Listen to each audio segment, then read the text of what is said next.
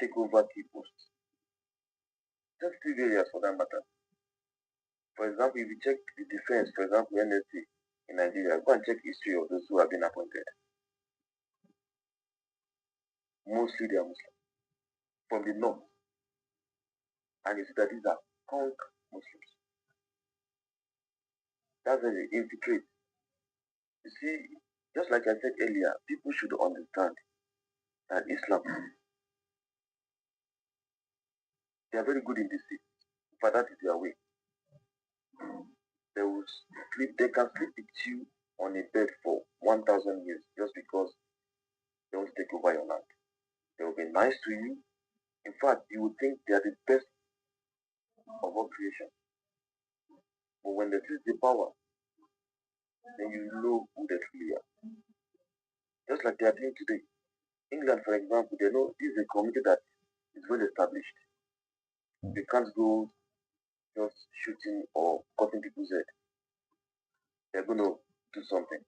So what do? They infiltrate them into their government, become mayors all over. Now they change the law gradually. These are the people that when you feed them, they are still going to bite you in the hand. They come and shake you, but in their mind, it is not. All their aim is to make sure that you either join them or they subject you to terror. So everyone should know in Nigeria, this one will come. Islam is of peace, it is never peaceful. Islam is good, it is never good. Islam is nice, there's nothing nice about it. They never tell you the truth. It's only when you get in and you decide to do the research, read the book, give knowledge, that's when you know what Islam truly is.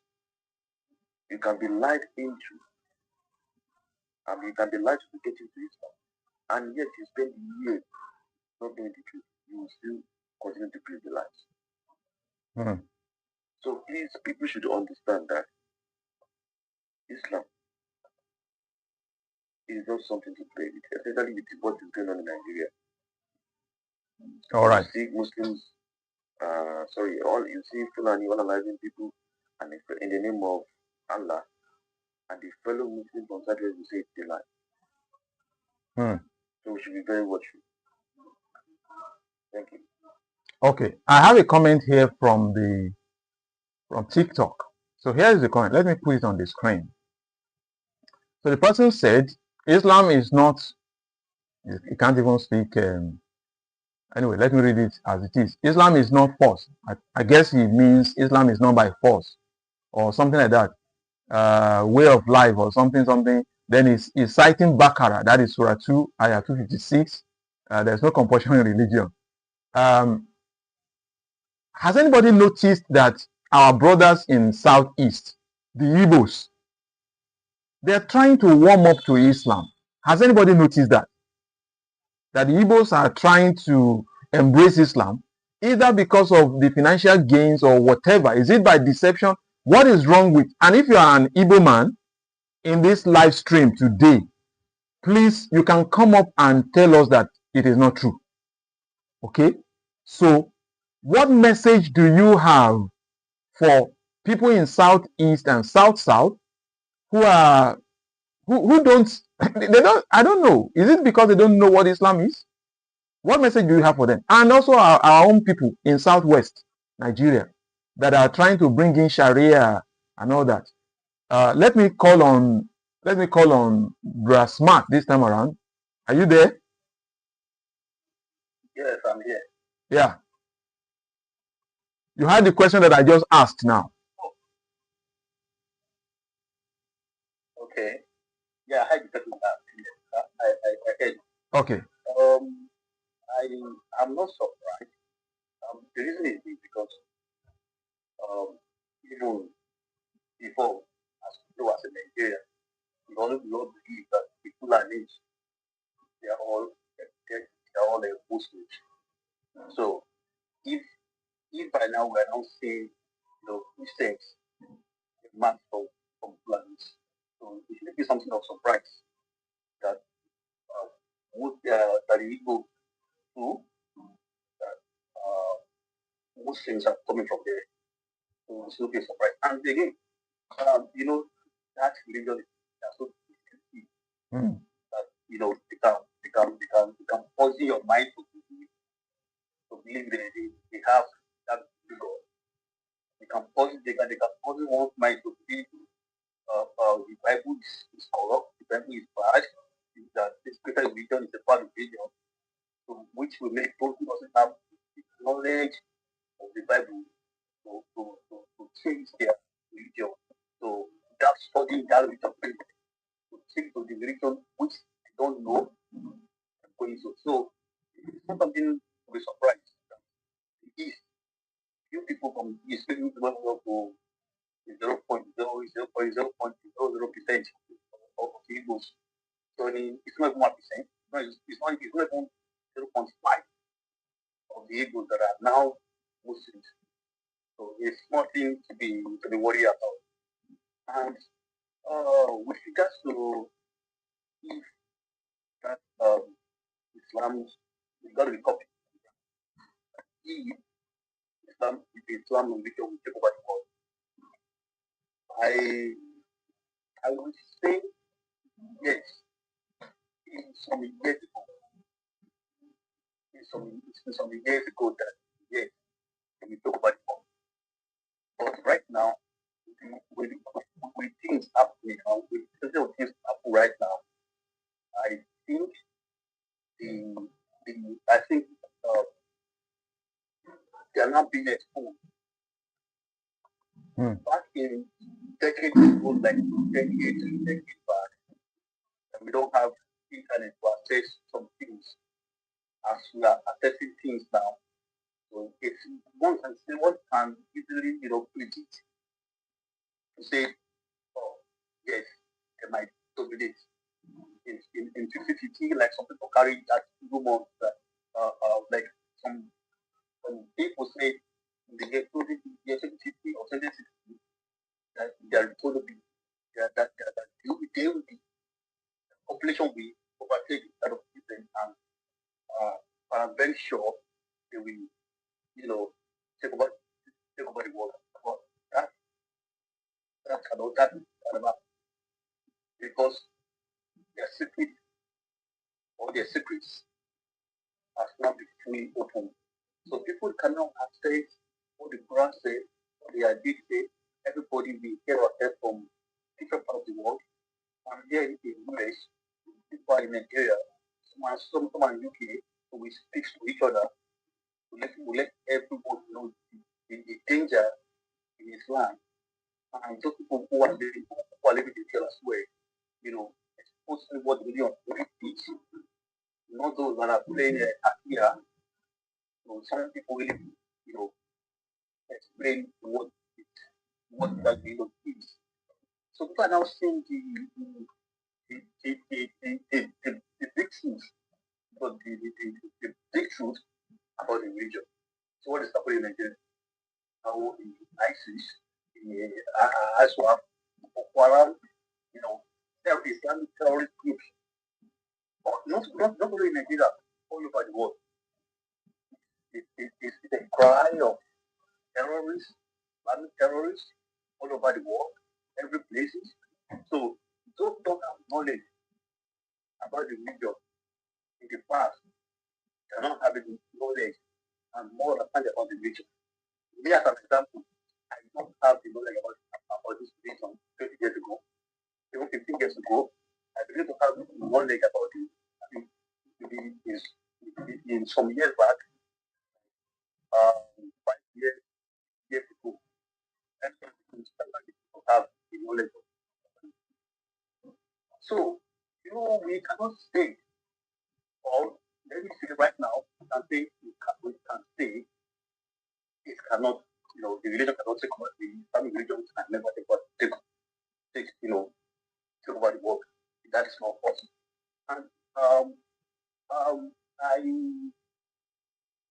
um, on the point that if the Islamic is the religion is their one, yes, that's what he said. Mean to the novice, to who doesn't understand the religion, they say their religion is one, because they call one Allah, because they call one God, allegedly. But even their book says the religion will be divided into 73 sects. So if something is divided into 73 sects, that means another one.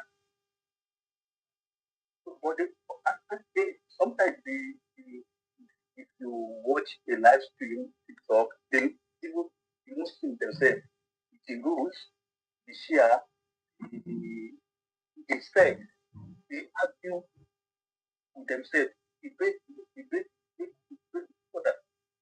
So most of the time, most times they debate Arabic language. To people who doesn't understand Arabic, even that. So that is so they debate Arabic language. But those ones who understand Arabic, translate English. So to expose their lives, to expose that things they are not one. They just came to one. So but and again, if which is happening right now in Iraq, I heard that immediately after the announced that the supreme leader was unalive, that there is another the son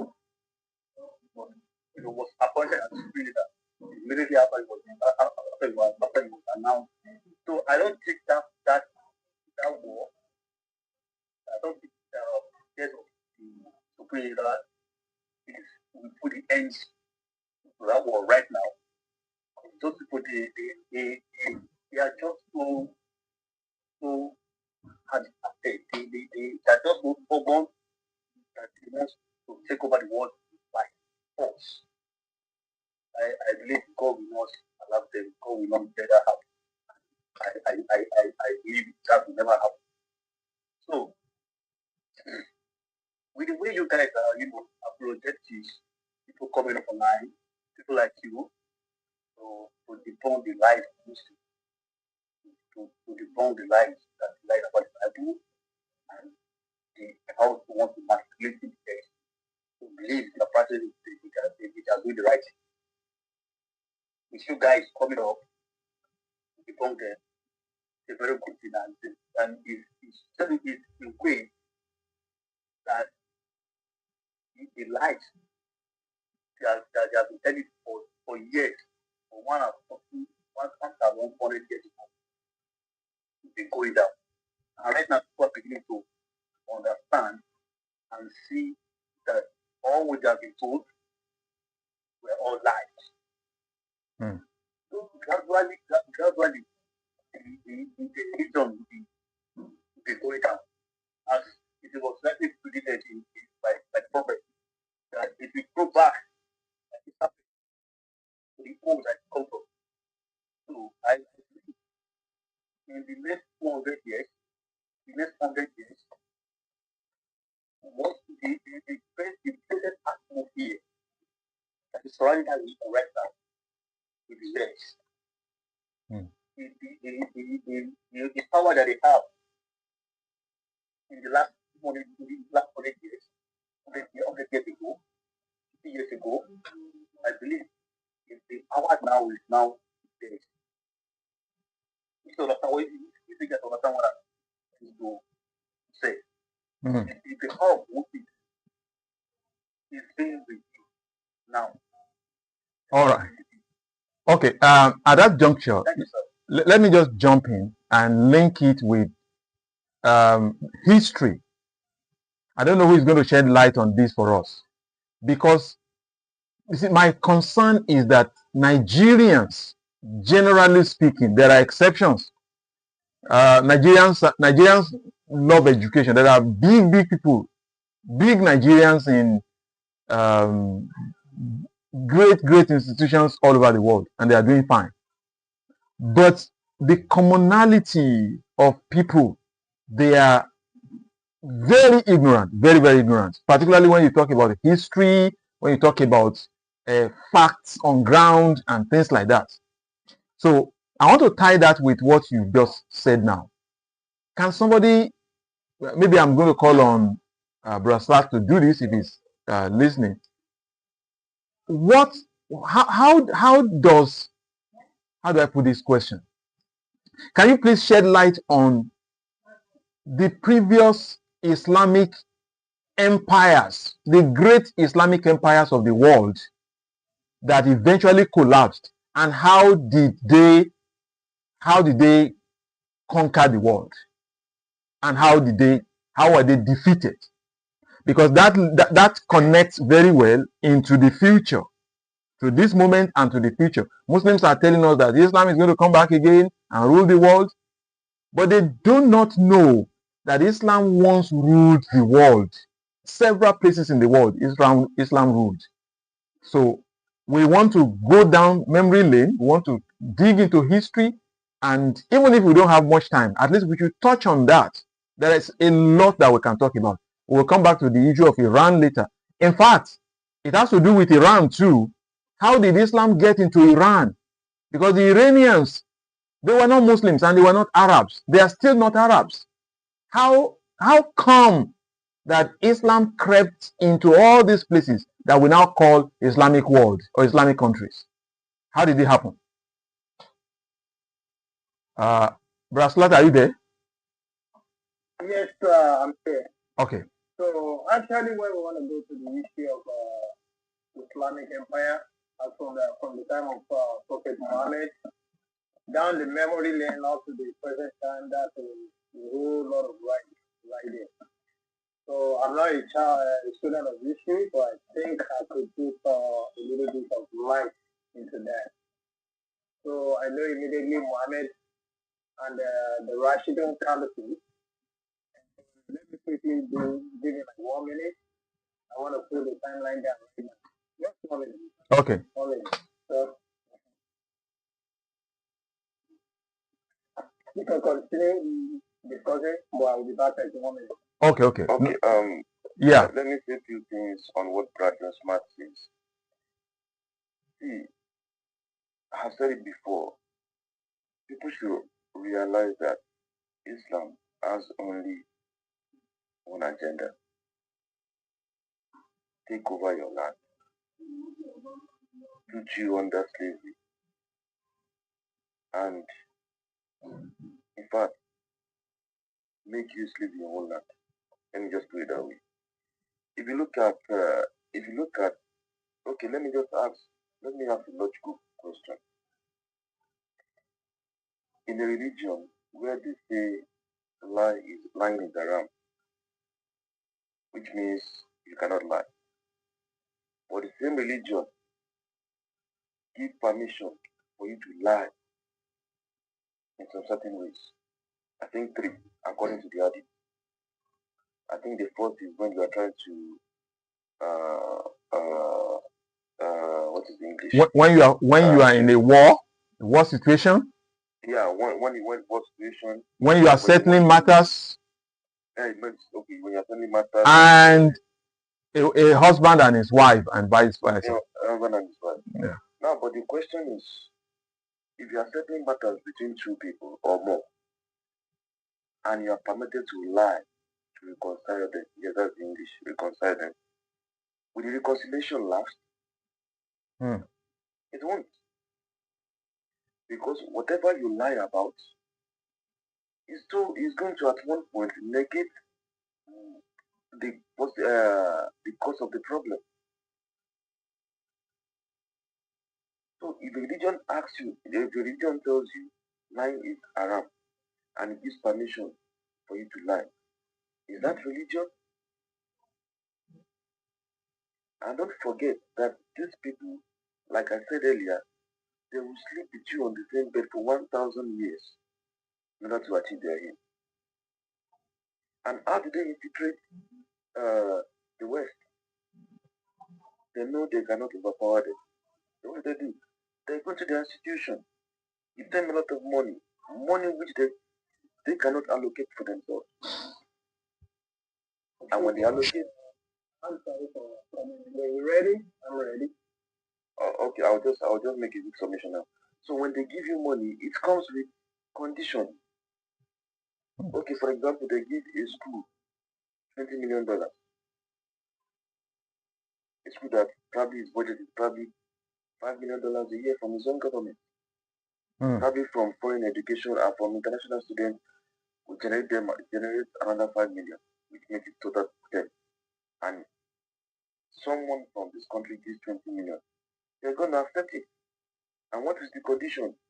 Give more admission to students from our area. What do? They bring in the jihadists. They convince your own people to see them as person being oppressed. Then you start having empathy. You start thinking different. You start pitying them. But behind that pity, all they just need is to change your mentality to see your own government, to see your own people as the bad person. Then you support them against your own people. And the moment that starts, they already won.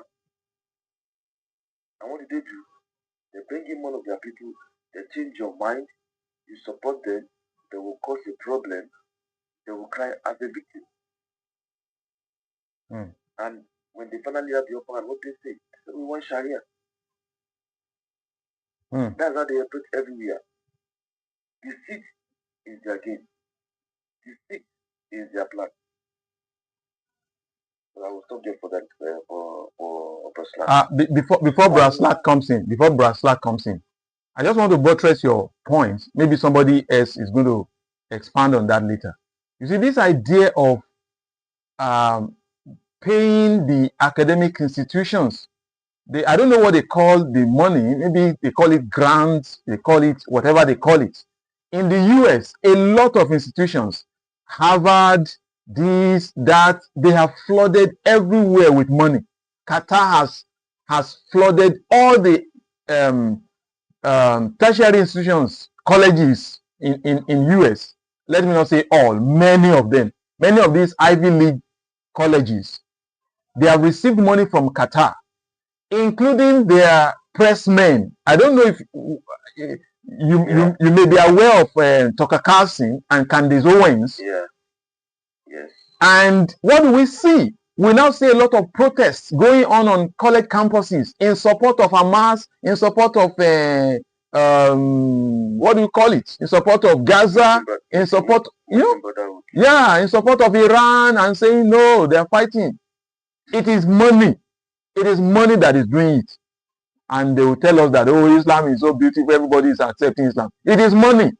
Because the authorities of these colleges will now start clamping down on free speech and start saying you cannot mention this, you cannot say this. If you say this one, you may be sent out of the school if you are not in their good books.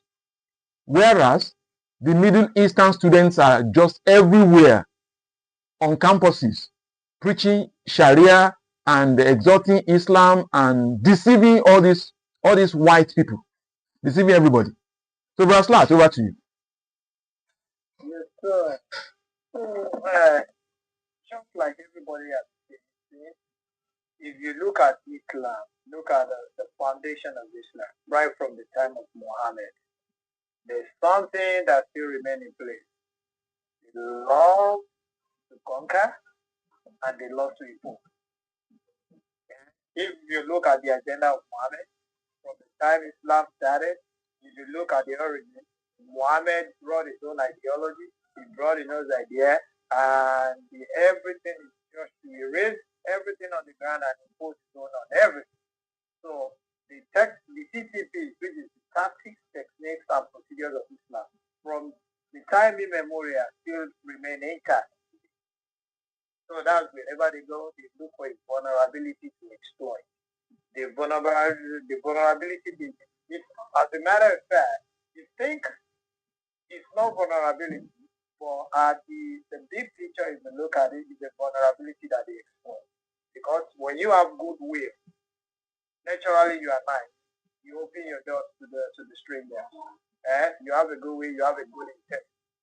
But it's a vulnerability at the long run, because when the Muslim infiltrate, when they take advantage, the advantage of the goodwill, the good intent, they will come in, and when they come in, eventually they will impose their ideology. They will even insert themselves into your culture. They will erase your history. They will erase your language. They will erase everything, and they will dominate everything. That is Islam. And now, when you now look at Islamic empires from the time immemorial, right, from the time of Muhammad, so as soon as immediately Muhammad passed, the fourth caliphate they have was the Rashidun Caliphate. And that has to do with the succession between one caliph to the other. Abu Bakr was the first one. Immediately Abu Bakr died. Umar took over. Immediately Umar took over. Later, Usman Ali. And if you look at the succession, between one caliph to the other, everything is always violent. Because you see power struggle. Everybody wants to dominate. There's a lot of unaliving going on. People was among the believers. Everybody was just like, my own idea, my own ideology will overcome your own ideology. So that was the first wave of Muslim Islamic Empire. And as soon as the Rashidun Caliphate passed away, we have the Umayyad Caliphate. Umayyad Caliphate is run by Imam Abdul Malik. Imam Abdul Malik are the people that unalive Ali. Were the people that unalive children of Muhammad. So that one is faced with education, a lot of problems, power struggles, and everything are typical of Islamic ideology. Everywhere they go there, they grab power with it. Even in the contemporary time, the Muslim will be saying the time is coming. They're gonna build mosques in the White House. Not too long ago, I heard in the UK, they said they don't want to cross with their flag, right? Yeah. I believe United Kingdom got crossed with their flag. Yeah, correct. Yeah. Britain opened the door to them. They allow them to have their children in UK. They become British citizens. But sad enough, funny enough, out of goodwill, that's a vulnerability that's created in the system. The Muslims exploit that vulnerability, and right now they are using it against the British. If you now look back at the time you see that trade, it's been a long trade. That's why we have to remain alive. Muslims will come, they will come like a wolf in a sheep cloth. But when they gain their ground, they will impose their ideology. It's either you take it or you don't. At the point in time, they give you the option of life and death. If you accept, you are alive. If you don't accept, you are in for it. So, after the Rashidun Caliphate, we have the Umayyad Caliphate. Now followed by Rashidun Caliphate. So, I just want to give it a quick. So, because down the memory lane, there are a lot of Caliph Islamic Empire. And one is overtaking another one. Another one overtaking another one. Another one, just like the way they did in Iran. The vulnerability that's created in Iran is so that the Shah, the Pahlavi, they accuse them of corruption. And they came with a promise that they're going to make everything, we're going to make everything all right. We're going to repair everything. They want to repair the systems which they portray to be corrupted. But eventually, when they came in, what happened? They put their Sharia ideology. If you look at the ISIS is a notorious terrorist group in the world. Do you know their goal? The goal is to establish one world religion. It means to make the whole of the world Islam. That's why, God forbid, it will never happen for the Muslim nation to be the world superpower. You see that position that America is in right now, Israel is in right now. If Saudi Arabia Of course, Saudi Arabia is going to be innocent from that. But imagine Saudi Arabia is in that position. Could you imagine what will happen to everybody in the world? They will say it's either you take Islam or you get they destroy the country. Yeah. That's what's gonna happen. Islam is highly dangerous. So after Rashidu, Umayyad Caliphate, Umayyad is succeeded by the Cordoba, Abbasid Caliphate, Abbasid Fatimid, Seljuk Empire, Hashemid Dynasty, Mamluk Sultanate, Empire between 1299 and 922. And if you look at all this, then after You mean 1922? yes, sir. Okay. Ottoman Empire was between 1299 and 1922. But before you continue, sir, can we figure out how many years 1299 and Ottoman Empire is 1517. So it is not the Ottoman Empire is 1299 to 1922. I'm using AI right now. Anyway, even if we pick 15, like how many years? That's over 300 years. Has the US is US up to 300 years old? Not yet. Not yet. No. I think the US was founded in where? Yeah. Yeah, I'm talking of the time they got the so-called independence. The US is not up to two. I think it is this year or next year they will celebrate 250 years. Yeah.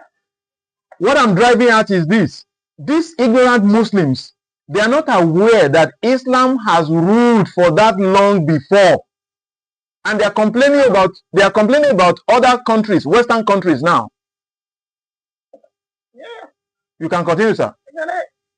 No, because if you look at all these years, those are hundreds of years. Right? Hundreds of years.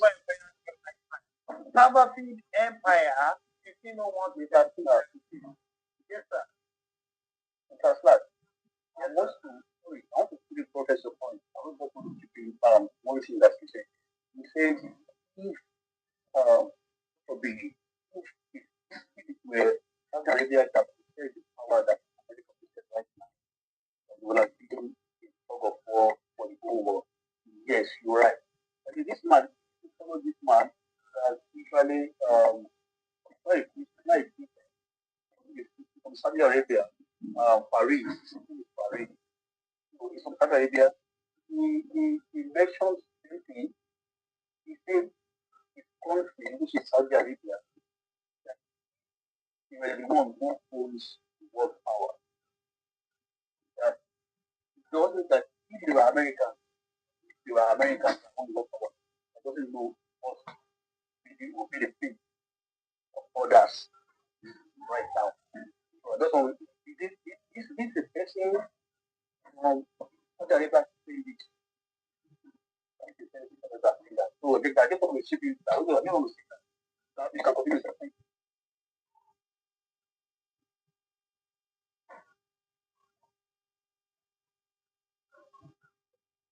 Hello.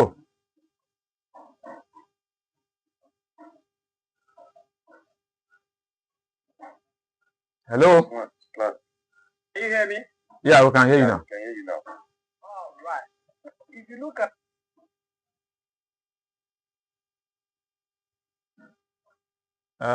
your line is cutting off. Your line is cutting off. Can you hear me? Yeah, what's happening? Yeah.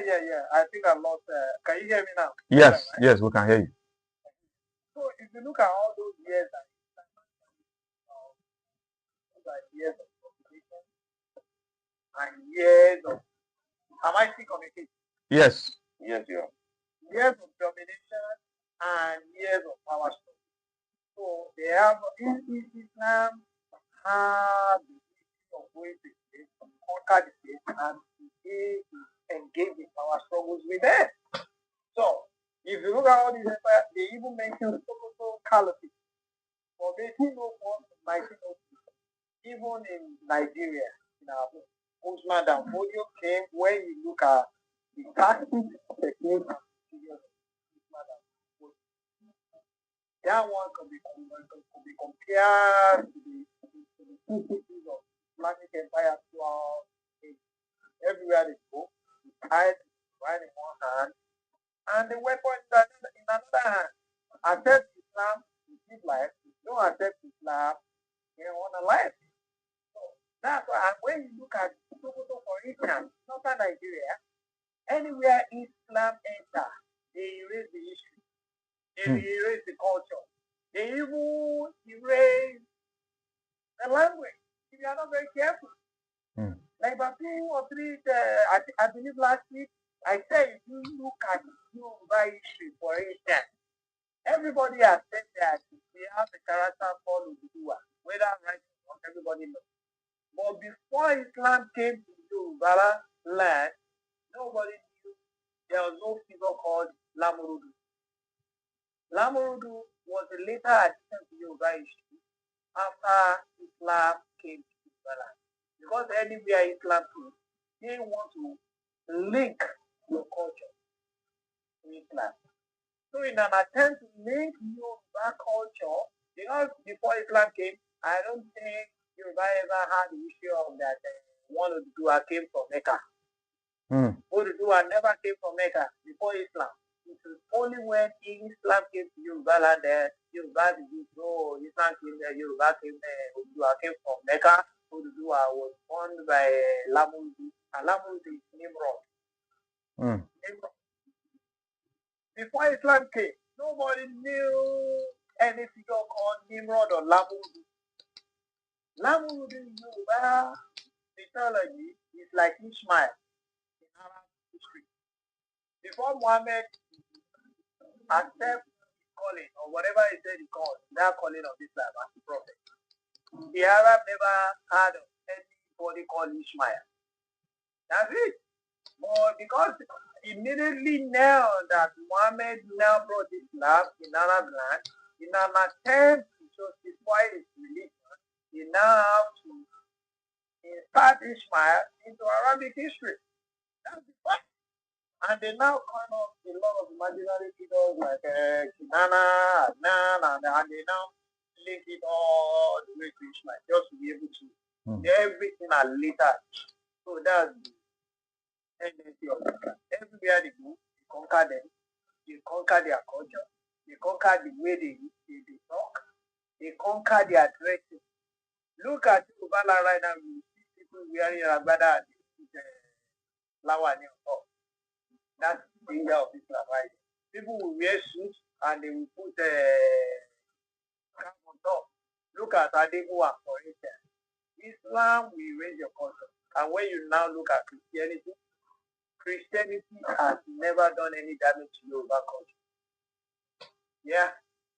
So that's the danger of Islam. So in summary, Islam will look for a vulnerability to exploit so that they be able to ground themselves to be able to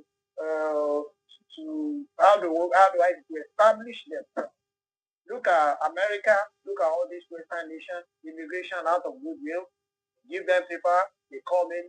Most of these people, because they were coming from war-torn countries, America opened the door to them. Today, what's that?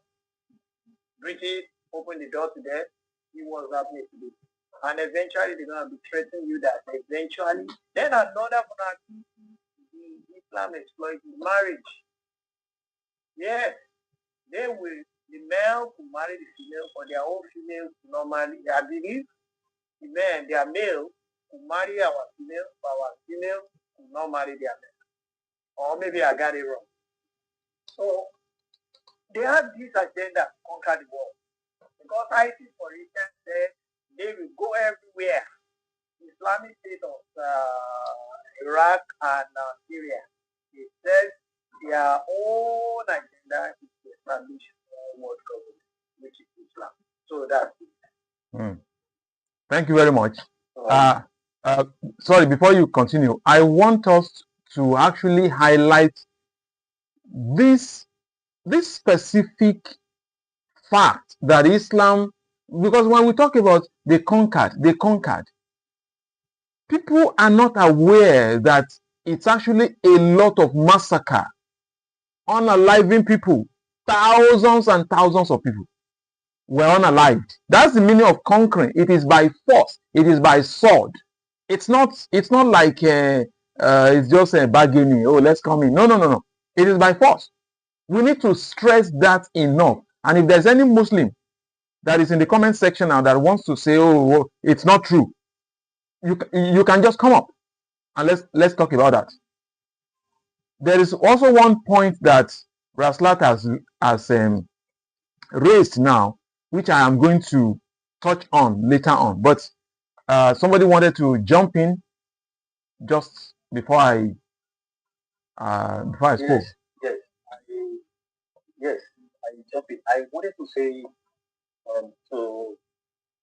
to say one or two things with regards to what Mr. Slap just said about the caliphate. About the caliphate, see, like 5 or 6 caliphates, they are so powerful. Aside from the Washington caliphate, the Maya, the Abbasid caliphate, in the Mal caliphate. Then what the normal thought thing as a Christian, what you think is, are these a religion group, or a political movement? I mean, if we say it is a religion, I mean, it should be a religion. But, but with the look of things, with what we read, we see that it's a clear political movement. Okay, like the Rashidun Khalid was eliminated or was unalive by the Umayyad Caliphate. The Umayyad Caliphate was unalive by the Abbasid Caliphate. And they're all Muslims. They're all Muslims. Almost say the Mamluk was also unalive by the Ottoman Caliphate. So the question is ask yourself again, is it a religion or a or politics? Because I sometimes I need to fight for this so-called religion. This is really a religion that they claim. But this is where we are right now. A man from Israel, a Jewish man, said the Islamic that there is a very powerful force behind it. It's not something, it's not ordinary. Because the eyes, the way we see or we view it now, just feel like this is just a religion. It's more than a religion. It's even more than a political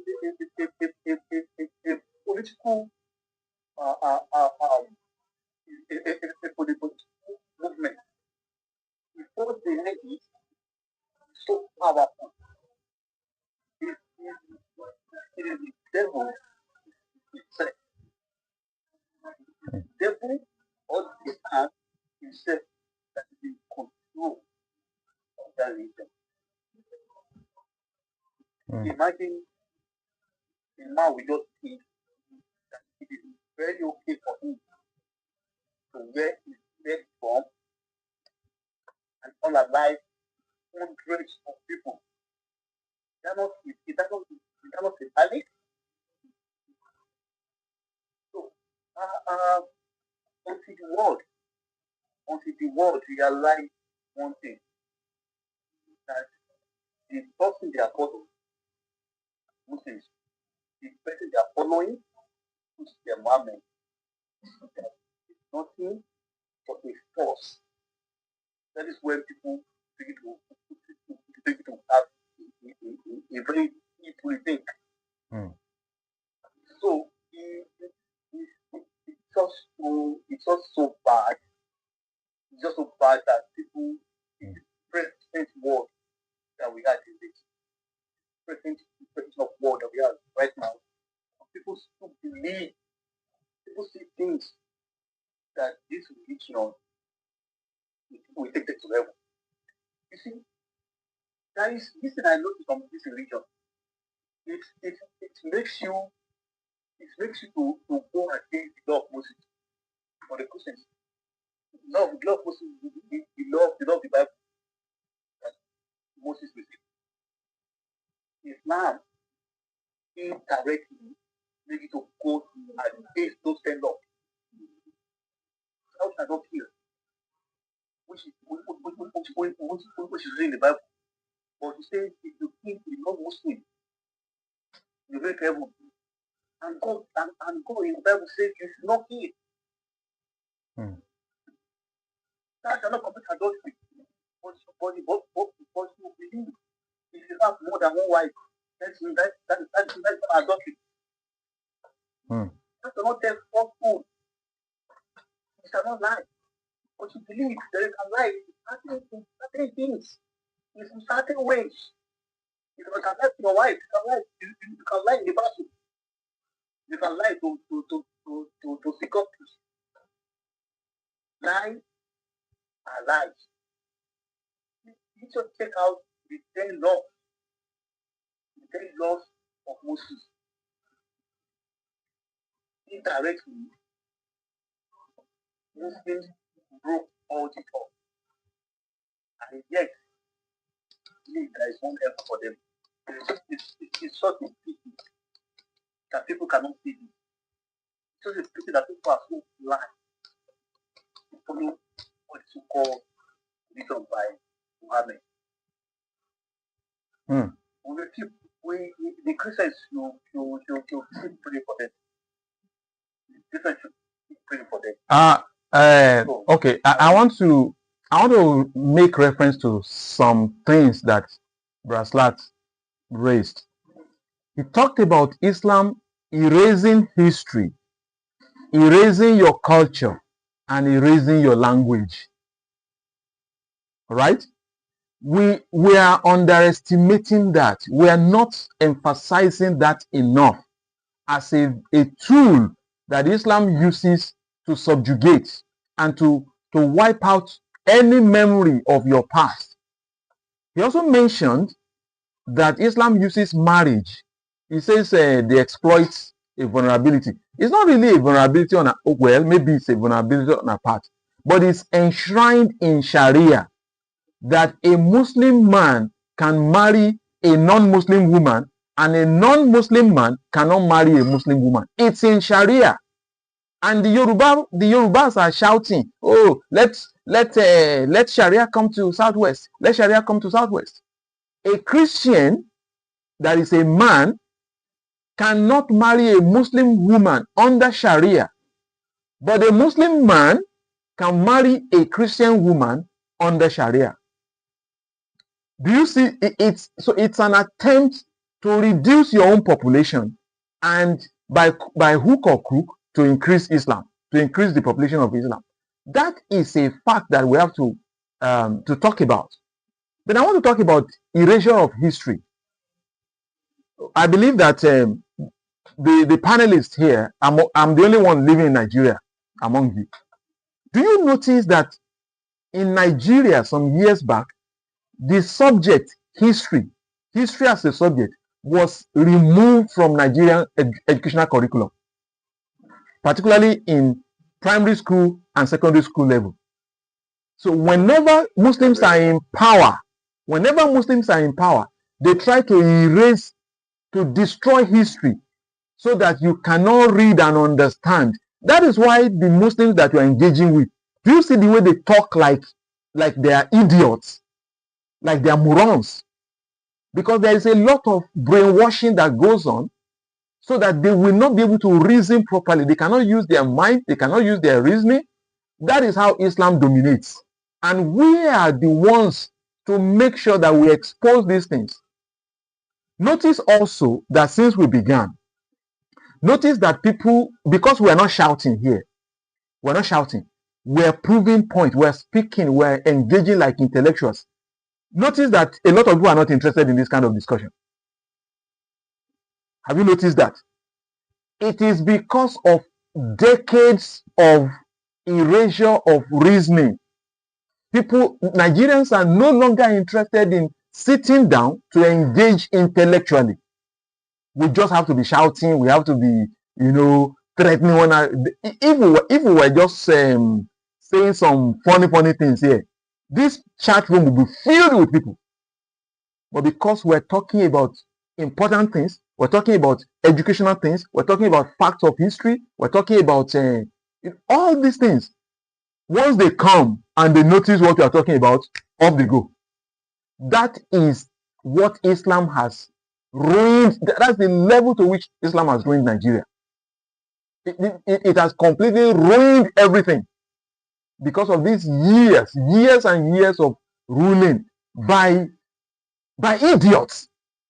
And they're just idiots essentially, but they have succeeded in ruling to the point that here we are now. People are not even interested in anything reasonable. They are not interested. That is what Islam does to a community, to a society. And I don't know how we're going to get out of this problem. I don't know. So, well, the next. That is why I say, Mr. Mike, want to talk? Okay, go ahead. Yeah. Actually, what we in the when I started reading their book and studying these people, you see, they are very smart. And how are they very smart? For example, they will look into a country. They will look at people that have the same traits that that is a little bit, close to what they do. This person does not necessarily be a Muslim. It must not. It's not necessarily the person is a Muslim, but so far he has that trait they can exploit. They're gonna use it. Now, I'll give an example of Nigeria. When they wanted to have Nigeria at all costs, to appeal to the Southwest, what did they do? They went to the prison and brought out Obasanjo by themselves. He said the story by himself to come and contest for the presidency. What happened? They brought him in place and they signed an agreement. Some positions have to belong to them. Go and check the history of people that are NSA in Nigeria and Ministry of Interior. Even though we are not very familiar with that Ministry of Interior aspect. Go and check it. You find out they are mostly from the north. And that's the key defense of any country. They have the facts, they have the figures, they have the power to manipulate so many things. We still tell people, as of today, Muslims are not even more than the Christians. But they took opportunity of the landmass, they took opportunity of their infiltration to government. They created more local government for themselves. If you say local government in the north, you will just be amazed. So many local governments, in fact, some local governments are just created just to siphon money. No people are not living there. It's just landmass. But they utter the figure, they say they are more than us. If you ask anyone today, in other part of Nigeria, are they Christians or Muslims? They will tell you they are Muslims, but they are not. We have Christians living there, we have Muslims living there, we have traditionalists living there. But they take up figures, they make up facts, and they make it normal. Before the coming of Islam in the north, Hausas are traditionalists. But ask a present Hausa man that what was his original religion, he will tell you Islam. Because of that history, he has forgotten. He has not been told. He has not forgotten. He was deliberately not told. Deliberately not told. So that they will not have another thought. They took their language. Yeah. Almost everything is Arabic now in Hausa's language. Yeah. And anyone that wants to know, when you are talking about the marriage between Muslim and other religions, their men are allowed to marry ladies from other religions. The only aim is convert her to Islam. But if she fails to convert and she is not unalive, she sends her away, take up the key. Anybody that wants to know the story about it, there's a movie that was written based on a book by Betty Mahmood. Is it Mahmoudi or Mahmoud? I don't remember. The title is Not Without My Daughter. Anyone that could lay their hands on that movie, please go and watch it. Then you understand truly how these people are. A story about an Iranian went to the United States, married a United States lady, and one way or the other, cajoled her to go to Iran. And the I think that's a true life story, right? Because I remember not too long ago, I saw on the YouTube an American, and the lady actually converted to Shia. First of all, they were Sunni. Then later, she left the husband, converted to Shia Islam. She was even close to Ayatollah. Nobody knew.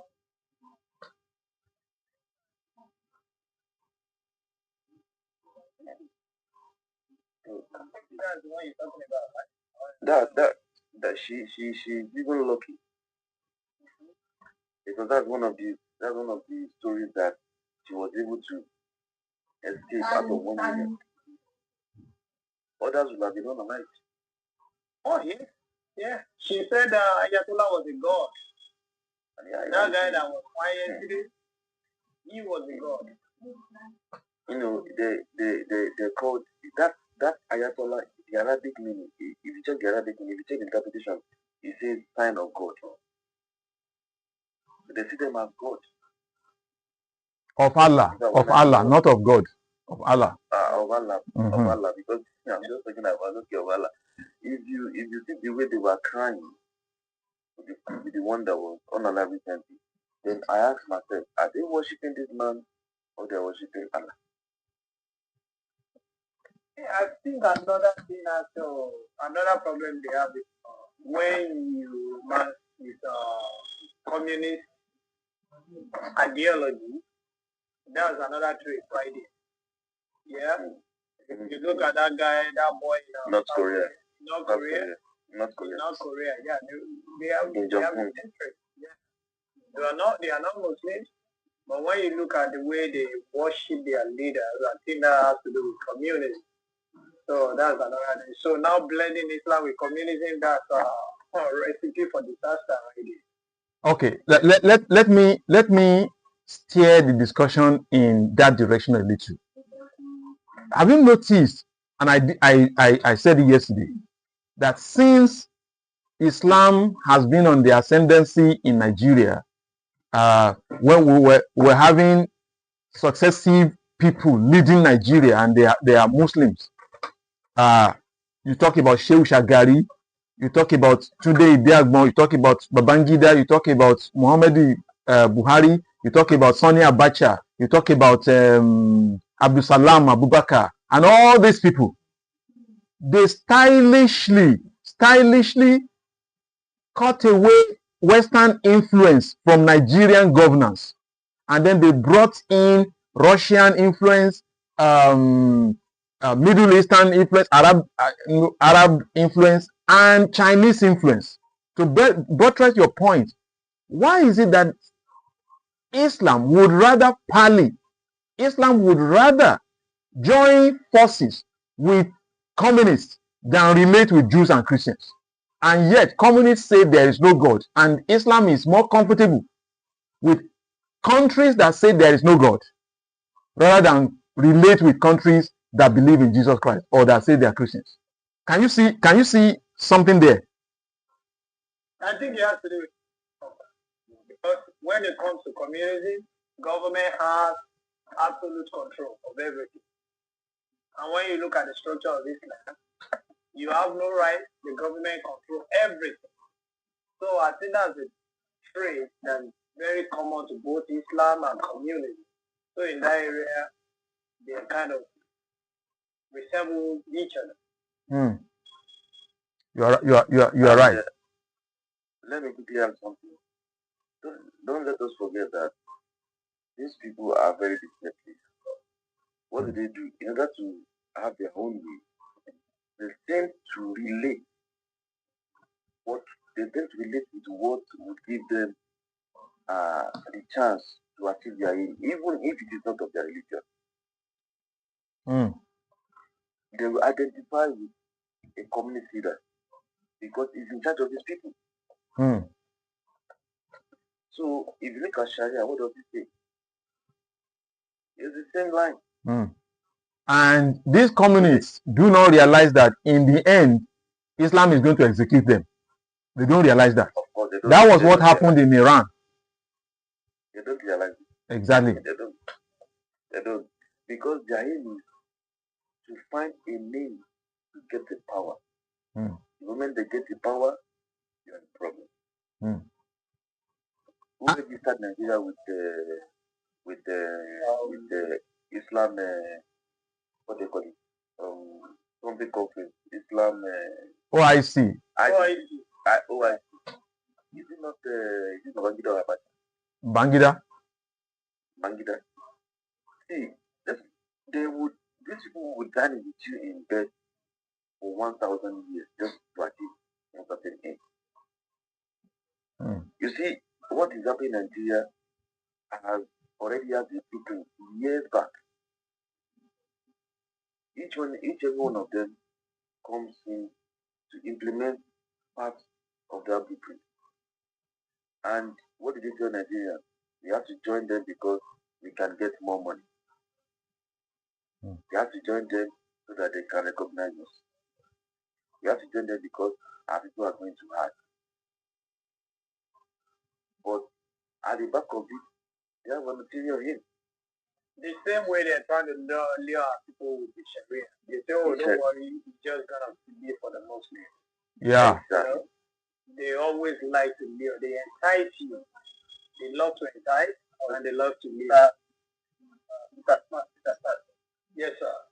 About the Sharia, this Sharia is being implemented in India. Specifically, let me think about Yoruba and Yoruba race. Sharia is being implemented in that Yoruba. What is the fate of the Christians? Because the Christians have more population. They are more population than the Muslims. So when I don't want I know you like what I'm thinking. I'm thinking even though they are not not work. Maybe it is the Muslims. Oh my goodness. I may be wrong. I may be wrong. So we are 20%. Because we have so that we can be that just Oh. Actually, I believe this. See, look at the UK now. At the numbers of Muslims up to the quarter of British citizen, the total population of Muslims in UK as of now is said to be 4 million, but they are demanding for Sharia. See, these people will break the society. They will make your own people see you as your oppressor. Understand? Then your people will align with them, fight against you, the authority. And the moment they take power, then what happens? You see what's going on in Igbo land right now. You know, the other time you mentioned that they're trying to infiltrate into Igbo land. I could see the same trend. You know, gonna those days when it's a taboo No noise there. for an Igbo guy. Can you hear me? Yes, Yeah. Gone are the days when you hardly see an Igbo guy bearing Suleiman. Now on the Facebook, you'll be seeing Abdul Malik, Chukwuemeka, Okechukwu. You'll be seeing Miriam Ngozi, Okoro, Miriam, Usman, Okoro, and all those girls. So now, they have not even gained their ground in Igbo land. But can you believe that these Muslims are already fighting for they're already introducing Islam into the politics of Igbo land? Yes. I saw it on Facebook.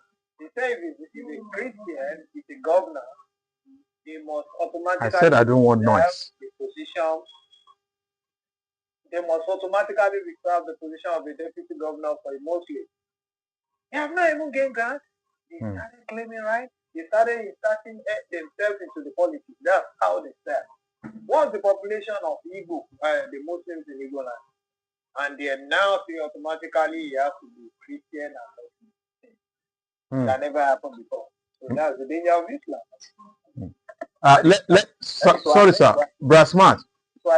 I want to ask something. I just want to clarify. Were you the one that said the population of Muslims in Igbo land is nothing to worry about? Were you the one that said it earlier on?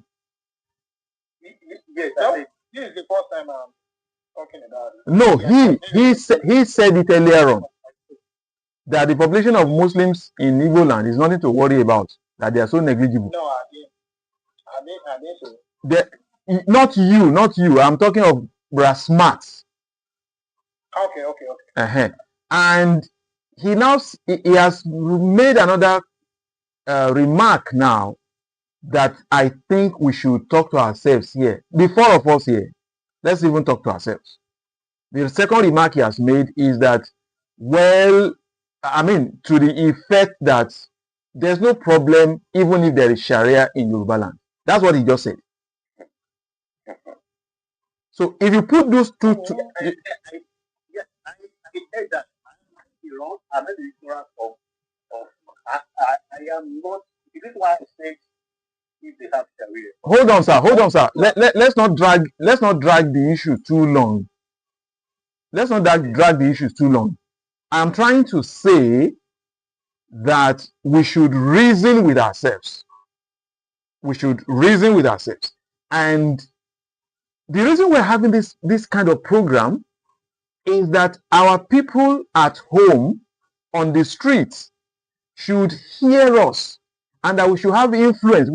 We should weigh in on them to correct some misgivings among them. This is what Islam always exploits. They exploit our how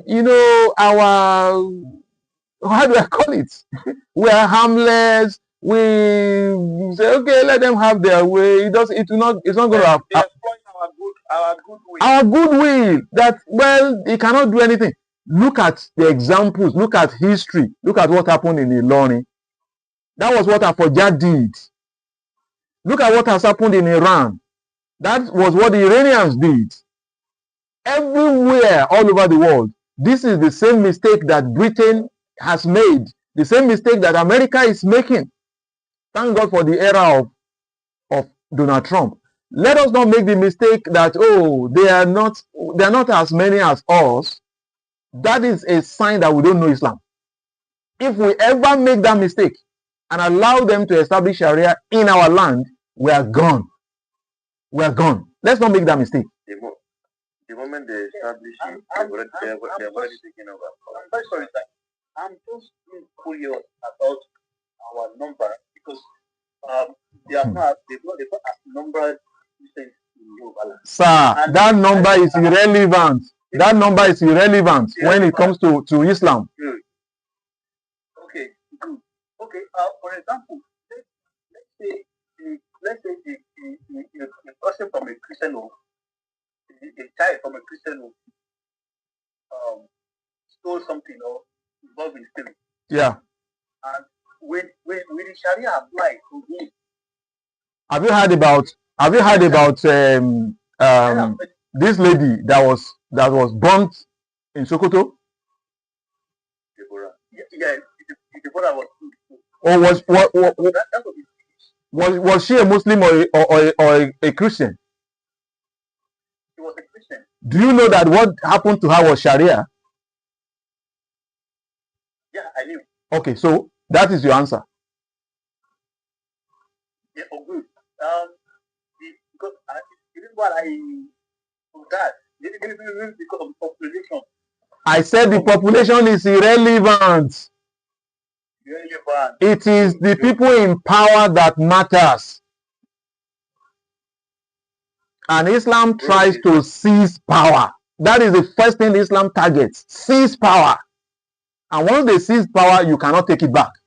Do you see what is happening in Nigeria? Once they get to power, they spread themselves everywhere that it is almost impossible for you to get it back. Almost impossible. So where are they going to draw the line? When Sharia comes eventually, so how are they going to draw the line? Okay, for example, there's an example I gave a while ago. A kid was born as Abdurrahman. Look at Makajola for instance. He was born into Islam. His name was Abdurrahman. And he converted on his own will to Christianity. I forgot his name right now. So he had an issue with a Muslim. To him, he's a Christian. An average Muslim in his neighborhood, they knew him as Abdurrahman. They knew this guy was born into Islam. So if he has an issue with a Muslim and they now introduce Sharia, how is somebody like Makajola be able to prove that he is not a Muslim? To them, they don't care. So that's going to be an issue for us now. How are they going to differentiate a Muslim or a Christian, especially somebody born into Islam, which is conversion to Christianity is the sin in the first instance anyway. You know they will be looking for every means to get that guy. So that's one example right there. SARS, the very fact that we are even thinking they will be distinguishing between Muslims and Christians, that is problematic to me. That we are thinking they will distinguish. There's not going to be any distinction. The law will come and apply to everybody. That is where I stand. The law, that law will be applicable for everybody, whether you are a Muslim or you are a Christian. Bro, let me just explain something to you. Actually, Islam, they see anybody that is not a Muslim as kufar. As a dhimmi. And what is the punishment of being a kufar? Is death. Their book says they should not have anything to do with Christians or Jews or the traditionalists unless they convert to Islam or pay jizya or be killed. Understand? So when you now establish Sharia, they don't need to take it to the courts. That's the point. For example, That's the point. they don't need to take you. In fact, the moment two Muslims can say you do this, that is enough. For example, if someone rapes a lady, you know the punishment in Islam. The punishment is the lady has to bring 4 people to say to, and not women. It should be men. 4 witness. 4 witness. Yes. Yes, 4 witnesses. 4 witnesses. Yes, that the 4 witnesses bring 4 witnesses to say yes, truly this person raped this lady. That's when the judgment will be passed. But if the witness would not suffice, or the woman could not get witness, and she went to the court, they will beat her. They will give her 80 strokes of the cane. For example, in Pakistan, I want to take an example for you. A man from family A raped a girl from family B. So the girl went to the court. Somehow she was able to prove that the man raped her. Now, what was the punishment? They said the punishment should have been death. But the man who raped the lady was said to be the only man in her family, in his family rather. Do you know what the punishment was? The punishment was they should take his sister to the public, and 40 men should sleep with her. For the punishment the guy committed, they brought her sister. Really? Yes. Really? Yes. And 40 men slept with her in the public. Because the rapist was the only man. That's barbaric. In the family. Because they said if he was unalive, nobody to carry on the family name. That is Sharia. And Sharia is not meant for the elite. Most people also don't know this. It's not meant for the elite. It's not meant for the rich. It's meant for the common man. It's meant for the poor man, to keep them in line. We are talking about Sharia and the North. This one stole. They went out. They take it to Sharia court. Court is that.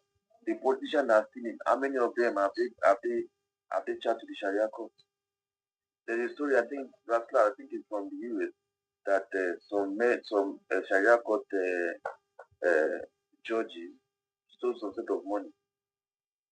No, I think it's in Nigeria. It's in Nigeria. Yeah. And what did they do? So they were crying. They don't want to say that. They didn't want to say Sharia court. So what did they do? They went to the federal court to pass it to seek a judgment that they should be tried in the federal court of Nigeria, not in the Sharia court. So their plan, so they said they use criminal law, not penal. No, yeah, exactly. So that is what Sharia is all about. If you go to countries let me say that are peaceful, rich, that they show in the TV, the Saudi Arabias of this world, the Dubais of this world, Oman, Jordan, Qatar, Bahrain, Brunei, Kuwait, UAE. All these people do not practice Sharia law. The only area where Sharia law comes in is if you commit a crime. They don't practice it as a system of government. Because they know that it never pays them. It will run them dry. It will run them into poverty. Why is the king of Saudi Arabia now making sure that Saudi Arabia is more westernized? Westernized. They are now producing alcohol. Even before then, they were selling alcohol. People were drinking alcohol. You just have to get a license to drink it. All these countries. In Dubai, they are selling pork. If you are a Muslim, don't go there. If you want to eat, go and buy. If you don't want to buy, don't go there. It's just as simple as that. You are not. You're not practicing this Sharia that you are saying. Hmm. But look at Pakistan. Look at Palestine. Look at Bangladesh. Look at there are practicing this. The society will never grow. Never. Never. That's why you see northern part of Nigeria the way it is today. Hmm. That's why if you check the history of those who have been the head of state and president of Nigeria, who has been there the most? In Northerners. Yes, when we talk about poverty, it's their midst. If we talk about sickness, it's their midst. Hmm. If we talk about illiteracy, their midst. Hmm. So that is what that religion does. They make people ignorant. Hmm. Some of them are saying internet satellite is haram. Internet is haram. The prayer they are praying from Saudi Arabia, they make how are they show it to the world? Did they put are they using VPR? Hmm. They are using satellite. They're using internet. These countries have internet satellite in space. They use. But in the outside of the world, satellite is haram. Hello, sir. I want to highlight something that you said earlier on about Sharia being implemented in a place, in a land where there are Muslims and there are Christians. And people think that what will happen is that if you do anything, they will take you to the law court. No. Islam encourages jungle justice. The Muslim is supposed to kill anybody that does anything against Muhammad or against Allah, against the Quran, right there and then. Right there and then, once they have about 2, 3, 4 people, they can lynch the person and destroy the person. And you know what? Sharia says that a Muslim that unalives a non-Muslim must not be unalived as a consequence of his crime. That's what Sharia says. Because he was not the one that killed, it was Allah that did the killing. I can show it. I can show it in Reliance of a Traveler. I can show it in different sources. A Muslim that unalives a Christian must never be. That's why the killers of Deborah Samuel were let loose. That's Sharia. In fact, about 24, 30 lawyers. Over 30 soldiers. Over 30 lawyers. Rose up and said, no, nothing will happen to him. And yes, they were. And you know, there was even one of them. Yes, now. Yes, he was the one that. He said, I was the one that lit the thing. And he even showed the matches. Yeah. So, my brother Smart, there you have the answer. Let us not be fooled. Let us not be deceived into buying this trash. It is a trap. It's a snare. Once it comes, you are helpless. The only thing is to prevent it from coming. Whatever you can do to stop it, please do. Because once it comes, we're in trouble. Let's go back to Iran. Let's go back to. Unfortunately, the Muslims have run away. Once you start discussing something very serious, something that will make them think, they will run away. But if we were shouting on ourselves and we were raining abuse on ourselves, then they will be here. They'll be here. If we were just insulting one another. If the topic is Jesus God, they'll be here. They'll be here. When it's work topic, security stuff like this. Yeah. Once it is something that is educative, something that is intellectual, intellectual discourse, no, they will not come. That is also what Islam does. anything intellectual in Islam is A lot of Christians too. Let's be fair across the board. We are just better off. I think it has to do with I think it's our mentality. You know, people don't want to. They don't want to engage in intellectual stuff. They would rather go for comedy. Mm-hmm. Let's say on this platform right now, somebody we're playing games, they are making jokes. Yeah. We will have a lot of audience. Yeah. Yeah. Yeah. and more so, the moment you are in, if you are talking about Islam and you are saying things that are actually the truth about it, that they cannot defend, you will not see them. And the moment they see that you are not talking and like you are not talking to fight, you are not talking to argue, you are stating facts with evidence, you are making analysis, they are going to run because they know that they can see the only way they can engage you is probably during fight. And that's why you see that when they come to a politics platform and we calm them down and tell them to talk with facts. It's either they run away, they abuse, or they gaslight. And that's it. But you want to shout with them, talk without evidence.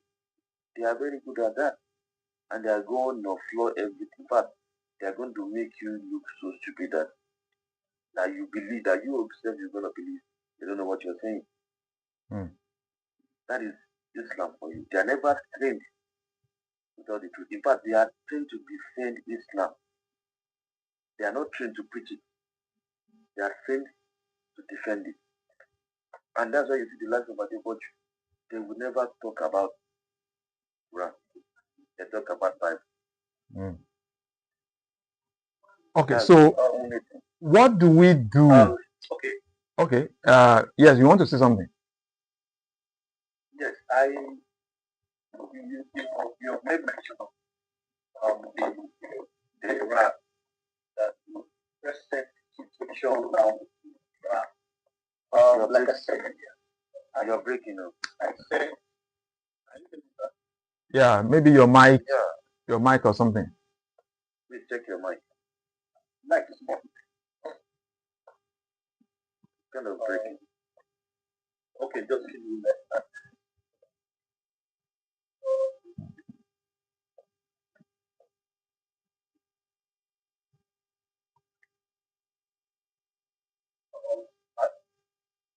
Is it all right now?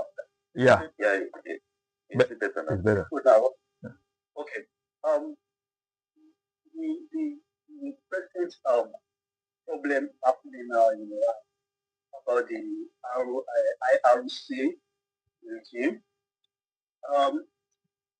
Now that I don't know if that news, that's what I heard, that they appointed another leader. Yeah. You guys think the war has ended or it's going to continue? Like, indeed, we just unalive the supreme leader, and now they've nominated another person. So, I'm just being curious if the tension is going to the tension is going to die down, or is the problem is still going to keep rising. You see, one thing I could say to that, it's not like they just appointed the guy. There has been a succession plan on the ground. So I think what's going on is the hierarchy government, the Shia government, they don't want to take back that their government is gone. That's why they're still living in the illusion that they're still there. So immediately that guy was gone, they are not facing the fact that he was eliminated by America. They're living under the illusion that he died a natural death. So in that case, they quickly enact or they quickly put in place the succession plan. So that because it's been on the ground that immediately Ayatollah is the guy. So now, solar power, so the guy believe automatically it's going to step in. But guess what? It's going to be under the radar of America and Israel. That guy is not going to last. As a matter of fact, the government is gone. From the first attack that happened about a few months ago, because at that time, if you look at the way America and Israel conducted that mission, they went in, destroy all the strategic targets, took out a lot of generals, a lot of scientists. So that government was fragile at that point. I knew it wasn't going to last. At that point in time, the best thing, President Trump was calling, let the Iranians now take over their government. That was an opportunity for the rebel group to quickly get up. If they get up, they put their own destiny into their hands and thank America and Israel and everybody will now give them the logistical support or anything they want. And it's just going to be easy for them. So I think their own thing is on their hand right now. I think it's in their hands right now. Their destiny is in their hands. Let them go and take over the government. And if eventually happen that this guy get there, believe me, Israel has a track record of eliminating. Okay, if you look at the issue of this IRGC, look at Palestinians, the PLO. Somebody took over today. In the next few months, you find out that guy is gone already. If that guy take over today, boom, in 2-3 months, he's gone again. That's it. Another thing is that see, the number one, I want you to know that Iran are the king of propaganda. Are kings of propaganda. So that's why they were saying Chinese brought so many shooter ships, Russia brought so many. I tell people, it is all propaganda. They tend to show themselves as being very high and mighty. And people these days will believe anything on the internet. Anything. Anything. People will not verify. And that's the propaganda that the northern Muslims, especially, they look at every time blindly they follow. Oh, yeah. And exactly. They say, oh, it's a lie. Look at the last attack. They say, oh, it's a lie. And after everything was over, it was the land that was doing funeral, not Israel. You see, the problem is our people. They have. I don't want to say this generation has failed. I don't want to use negative word on that country because we have to pay for that country because we stay there, we live there. See, the fact remains that the illusion of this I am mighty still covers so many people's eyes in Nigeria. In fact, not only the Muslims, they believe in. You cannot see an economy where $1 is about how many millions of Iranian riyal. You expect that country to have an economic power to fight war? No. How is it possible? If you want to buy a single bread in Iran now, you have to carry millions of Iranian riyal. God bless you. Money. They don't know that even to fight war is money. That's the same thing I say about Russia. Russia got nuclear, they got everything. But what's the GDP of Russia? The GDP of Russia is not even up to that of US, of California. So why is not just what we fight with mouths? Money is being spent. Resources, human resources, war equipment. Technology. Technology, because the moment you shoot one, you have to replace with two. If you have to be powerful enough that they bring down one jet, you have to supply 3 immediately. And against 2. Look at the country fighting against US and Israel. The two of the best military in the world. Reality. And where US go, NATO goes. Yeah, before they start fighting, what did the UK Prime Minister say? He said they will not be part of it. But they are part of it indirectly. Now he even said it openly. He said now their soldiers are on standby. Hmm. That's what people don't know. China. Do you know the covenant? The covenant it's a covenant. It's when you're the kind of even it doesn't matter whether I'm right or wrong.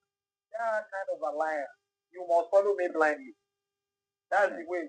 It's like you are fighting twins. You're fighting one, you get on the spot, it doesn't even know what caused the fight. It's just gonna join automatically because at first you're fighting his twin sister, so twin brother. So that's the way it is.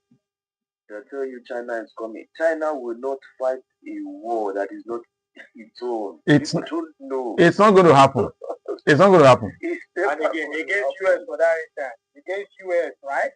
Yes, they would. Russia against I want us to explore this topic more. I think I was on a channel last night after our discussion that somebody, and these people are supposed Christians, because of the Islamic propaganda, that if they do this, heaven is going to fall, this one is going to do this one, there will be World War III. There will be World War III. Some of our people believe the same thing. You will see what will happen. World War III. There's not going to be any World War III. See, China will never in a million years try to fight US. You understand that? It's not going to happen. Russia will not in a million years try to fight US. It will not happen. China is becoming the second economy in the world. Who is responsible for the economy in China? Is it not US? Yeah. Majority of US companies, they are in China. They're in China. Do you think China will put a relationship between him and between China and what is China benefiting from Iran? That they're going to jeopardize the relationship between them and America. They won't even try it. They won't even try to go to war with US. They're not close. People, it's a deception to think that China will do this and do that, or Russia will do this and do that. Look at Maduro, the Venezuelan president that was ousted. You know that China, Russia. What did they have? What happened? The man is gone. The man is gone. And before that, you realize that even Iran had their presence in Venezuela. Iran. I think there's a Muslim down there that say what's your topic. They are not serious. They're not serious. It may have even left. It may have left. So they're not going to engage meaningfully. They just want to come and derail the discussion. You see, somebody that is looking for where to, and that's one of the things that I want us to discuss before we close things today. How do we ensure that we put things back on track? Braslat just said that, to be fair to Muslims, we're just a little bit better off. Even Christians have this mentality of not willing to learn anything. How do we ensure that our people begin to learn? How? Because for me, if you know how many hours that I spend on a daily basis looking for information, how much I spend on data, I just want to know if I'm correct or not. I just want to know if I'm right or not. I just want to be up to date. Our people are not willing to do that. They're not willing to do that. It's not just poverty. It's not poverty. It's a mentality now. It's a mentality. What do we do? I always do something that the generation before this generation were given everything. They were trained. They were taught the importance of education. They were taught the importance of knowledge. But my concern is how those generations fail to pass the same thing to this generation. Because presently, people doesn't listen to news any longer. I remember when I was growing up, even I would not be allowed to watch TV as somebody that is growing up. But it's a 9 o'clock news. NT, God knows. NT News. NT, I don't know. When I started running, then at night, my dad would tune to VOA, Voice of America, PON, Voice of Nigeria, And on BBC. amplitude mode, AM. In fact, that was when I knew that China had been broadcasting in West Africa in Hausa language. They call it CRI, China Radio something, Hausa service. Hmm. Anybody can check it. They have been broadcasting in Hausa language since the 80s. Hmm. How many of this generation knows that? Hmm. So you see, this thing has to. In fact, it has to go with the solution is you have to go back to the foundation. Hmm. When I say foundation is it has to be taught from every point that a community believes their young ones could get a basic morals. What do I mean? You know, in Yoruba land, they will say, the ojúmọ́ ẹ̀ bá bímọ, wọ́n ní gbogbo ìgbà ọmọ, wọ́n ní ìgbà ojú ló ń wo ìgbà ní ìrántí òwe yẹn mọ́. Like, Hmm. like a community train a child. Even they say it takes a village to raise a child. A village is yeah, exactly.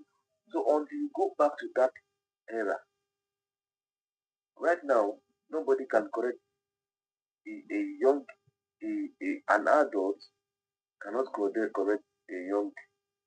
Hmm. a young person of this generation any longer. Sir, I want to ask, how many years ago, when last did you come Nigeria? When last?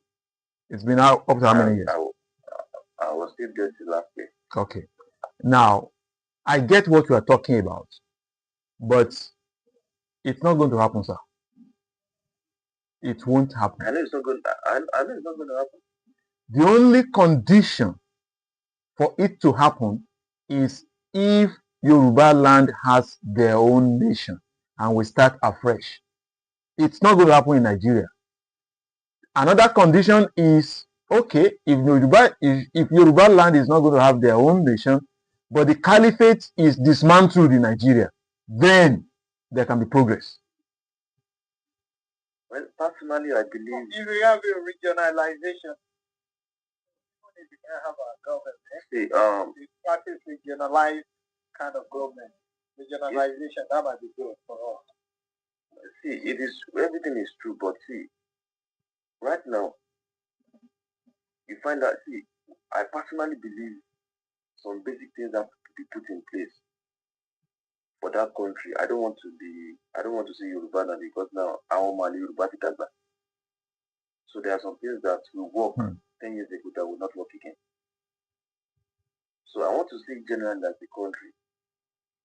See, I believe that some things had to be removed. Some things will be prioritized. How will it be done?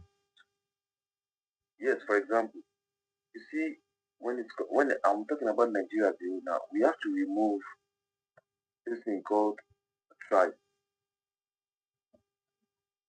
I'm asking for blueprints. There must be blueprints of how we will implement this thing. Yeah, this is we can say okay, we can say nationally. Okay, that okay. Nationally, religion should stand apart. The Constitution of the Federal Republic should stand apart. Everybody's loyalty is to the Constitution, not to the religion. How will it be implemented is my question. How? Sir, we have to go to a referendum. Okay. Okay, so yeah, continue, sir. So if we go to a referendum, it should be stated clearly. All right. Now everybody's loyalty is to the Constitution. Your belief is your belief. You can be a Muslim, no problem. You can be a Christian, no problem. But whatever thing you practice, stay in the walls of your house. It does not affect your neighbor. But in the constitution, it will be stated if you unalive somebody, you will be unalive. So even if it's in your religion that you unalive somebody, the moment you do it, you are subjected to the constitution, not to the religion. But we're dealing with a bigger monster right now that we don't understand. Most of us think the problem is tribal problem, but I think the problem now has to do with Islamic ideology. That's the point, sir. That is the point, sir. It has become so big that even your own brethren, your own fellow Christians, once you start talking about Islam, once you start saying there's a problem here, they are not interested in the discussion. So here we are, we're talking about referendum. How do you go to the grassroots to ensure that you sensitize people when these same people are not ready for discussion? Do you see the problem? That's what I'm saying, that is very huge right now. And also, so I want practical steps that we can take. Practical steps from an individual. Forget about national. It's not going to happen in the national level. The people at the grassroots, they are so dumb, they're so ignorant. Everybody has resigned to, I mean, this is how we're going to be forever. That's the problem, sir. You are right. It's just that you see my problem is that and that is not you understand very well. What I'm about to say is that, you see, ideology is the greatest problem of the world today. You see, when an ideology stands, you cannot stop it. And that's why you see that when Israel starts this thing, doesn't want to stop. Why? Because they know that they are fighting ideology. And in the way to stop the ideology is to eradicate everyone that belongs to the ideology. If you don't, it continues. In Nigeria today, the problem is ideology. Now, there are some people that will tell you education is a scam. That's a type of ideology. Some people believe that no matter how educated you are, you're not going to be anything. There are some people. That's an ideology. Some people believe that unless you become a Christian, that is when you can become rich. Same ideology believe in the same Christian. Some people believe the moment you become Christian, you have to live in poverty. Ideology is very, very tough to win. It's very tough to solve. The moment ideology sets in, it is no more something physical you can deal with. You deal with the mind and brain.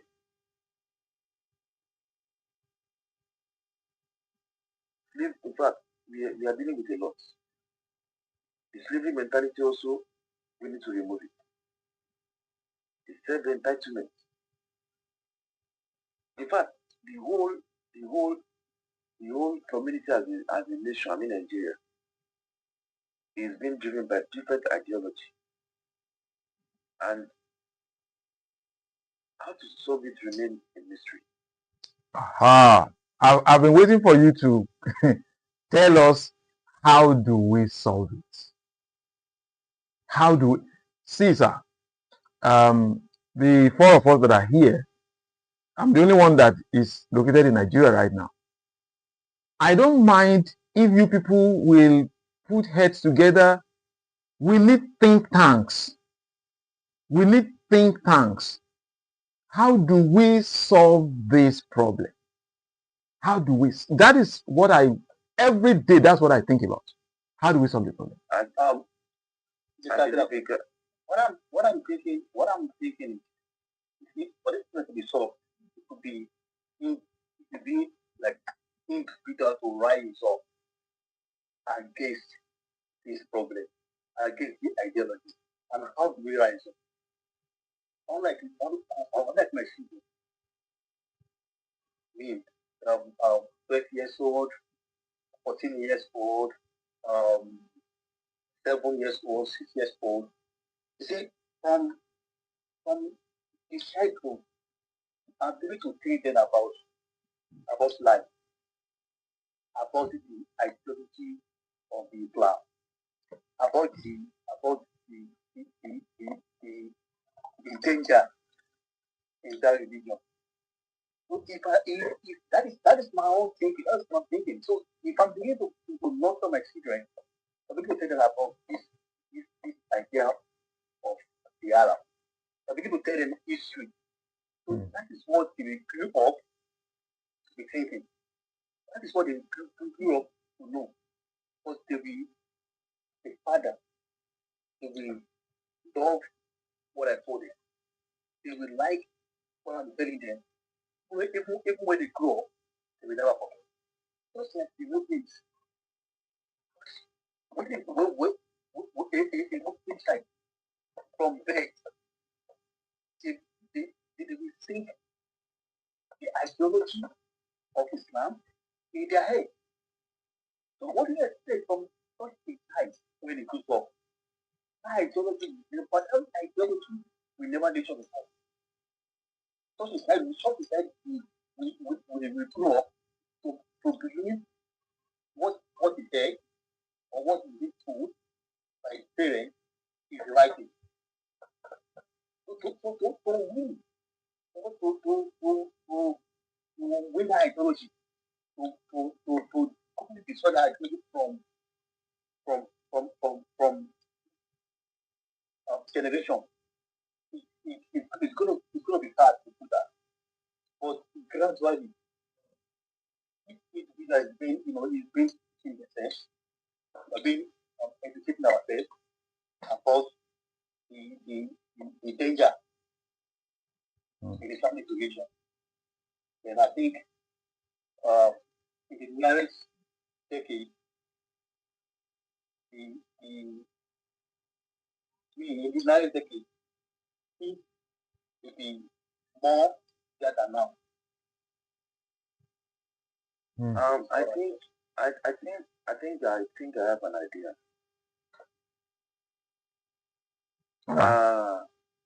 What comes to me is this. I think we have to reorientate, and we have to involve families right now. I mean parents. If some people gather themselves, start doing orientation, start orientating people about this ideology, change their mindset, let them see the danger. Then from there, the attitude towards the children from the parents will start changing. Then they start what? Then the same.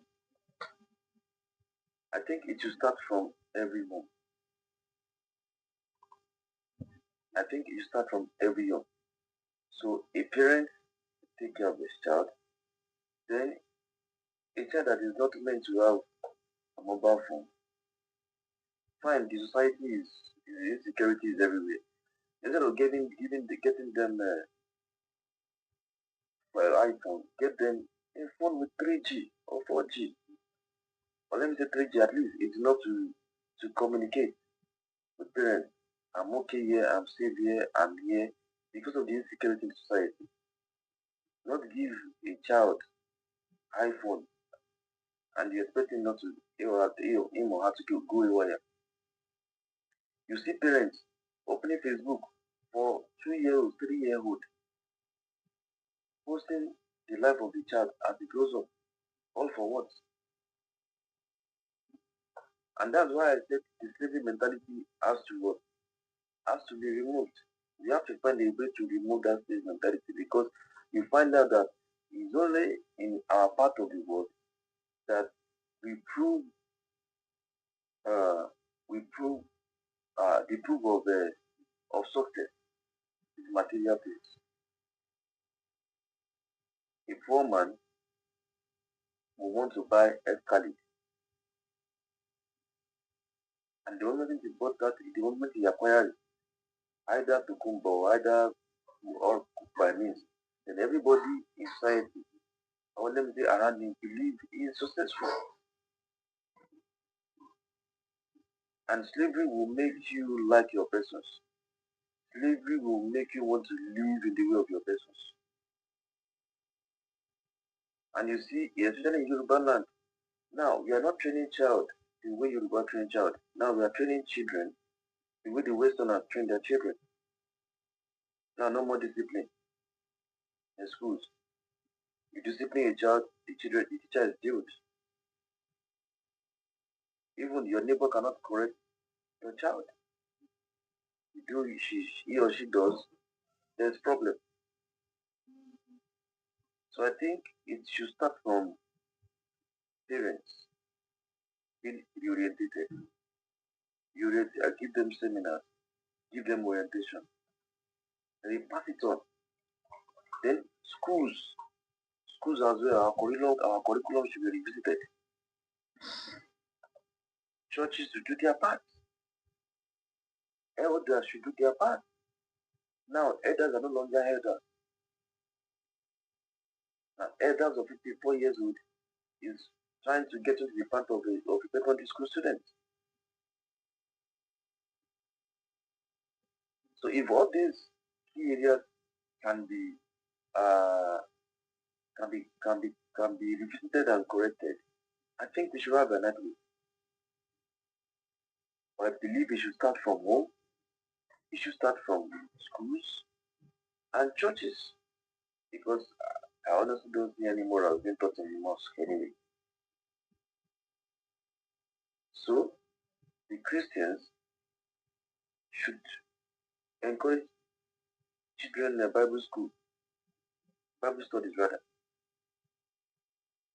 and it's not purely teaching them this is this. No, let them know the Christ, yes. But at that young age, they don't need to they don't need to be so spiritual.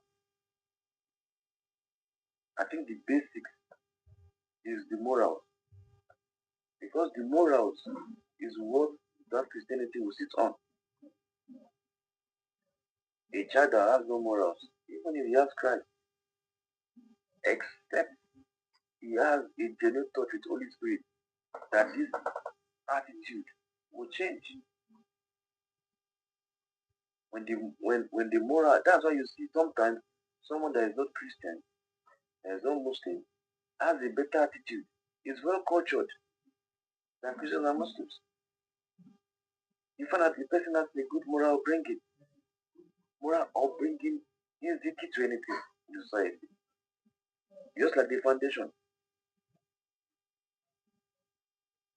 And even the Bible says the only thing the only thing to magic. If the foundation of the building is spoiled, if the foundation is damaged, how many structure will you put on it? No matter how many structure, no matter how engineer how you engineer the design, it's still going to collapse. Mm. So the basics, which is the morals, should be in place. And that's why you see that if you see someone that has the basic home training that is written in it, no matter how you commission him into Islam, the morals will draw him back a little. And that's why you have some of them that will say all a living person he or she can do it. Because the morals will bring humanity. Find out the people that are very that are thieves, the enemies of this world. Go and take their background. The moral is not there. The moral in Yoruba land will keep you in check. That's why you see that. I remember one day I went to buy, my mom sent me to buy Maggi. They call it Ajino, is it Ajinomoto or whatever? Yeah. It had a sachet, white color. So I was supposed to buy 3 or 4. But when the seller cut the sachet for me, some part was open. So it got to my hand. I was like, I just tasted it and I found out it was sweet. Then from there, I started licking one on my way home. Hmm. And I remember someone saw me. Ah, he called my name. What are you doing? I said, Mommy Nikimorama Luanla. He gave me 2 slaps. She gave me 2 slaps. Don't do that again. Yeah, go home. The moment I got home, I was crying. So my point was as a child, when your mom see that you are crying, she'll be like, I don't know, kilo shele. But the moment I got home crying, the first thing my mom said was, kilo she. What did you do? I said, I don't do anything. Who beat you? Mommy Lagbaja. 10 years in you got to Dalushi. Before I even say anything, I have already received another 2 slaps. Then she asked, where is the Maggie attention? I gave it to her. What is missing? Molani, Ola, Ojesui. I received another bit. So that is how Yoruba train children. So in fact, I remember if we go around playing football then, we'll be running for some people. Because we know that the moment those people saw us, they will be the one to report to our parents. Mari, so the back body, Mari, the back body, the bag. You leave the mobile one. So my parents get from the house. Sister, did you go out today? No. You are lying. This person saw you somewhere. No. Then I'll be punished. So I practically know that in my area, there's nothing I can do secretly that my secret will not be opened. My secret will not be safe. So I would rather not do it. But these days, a child to do something bad, and everybody I feel I'm all money, some money.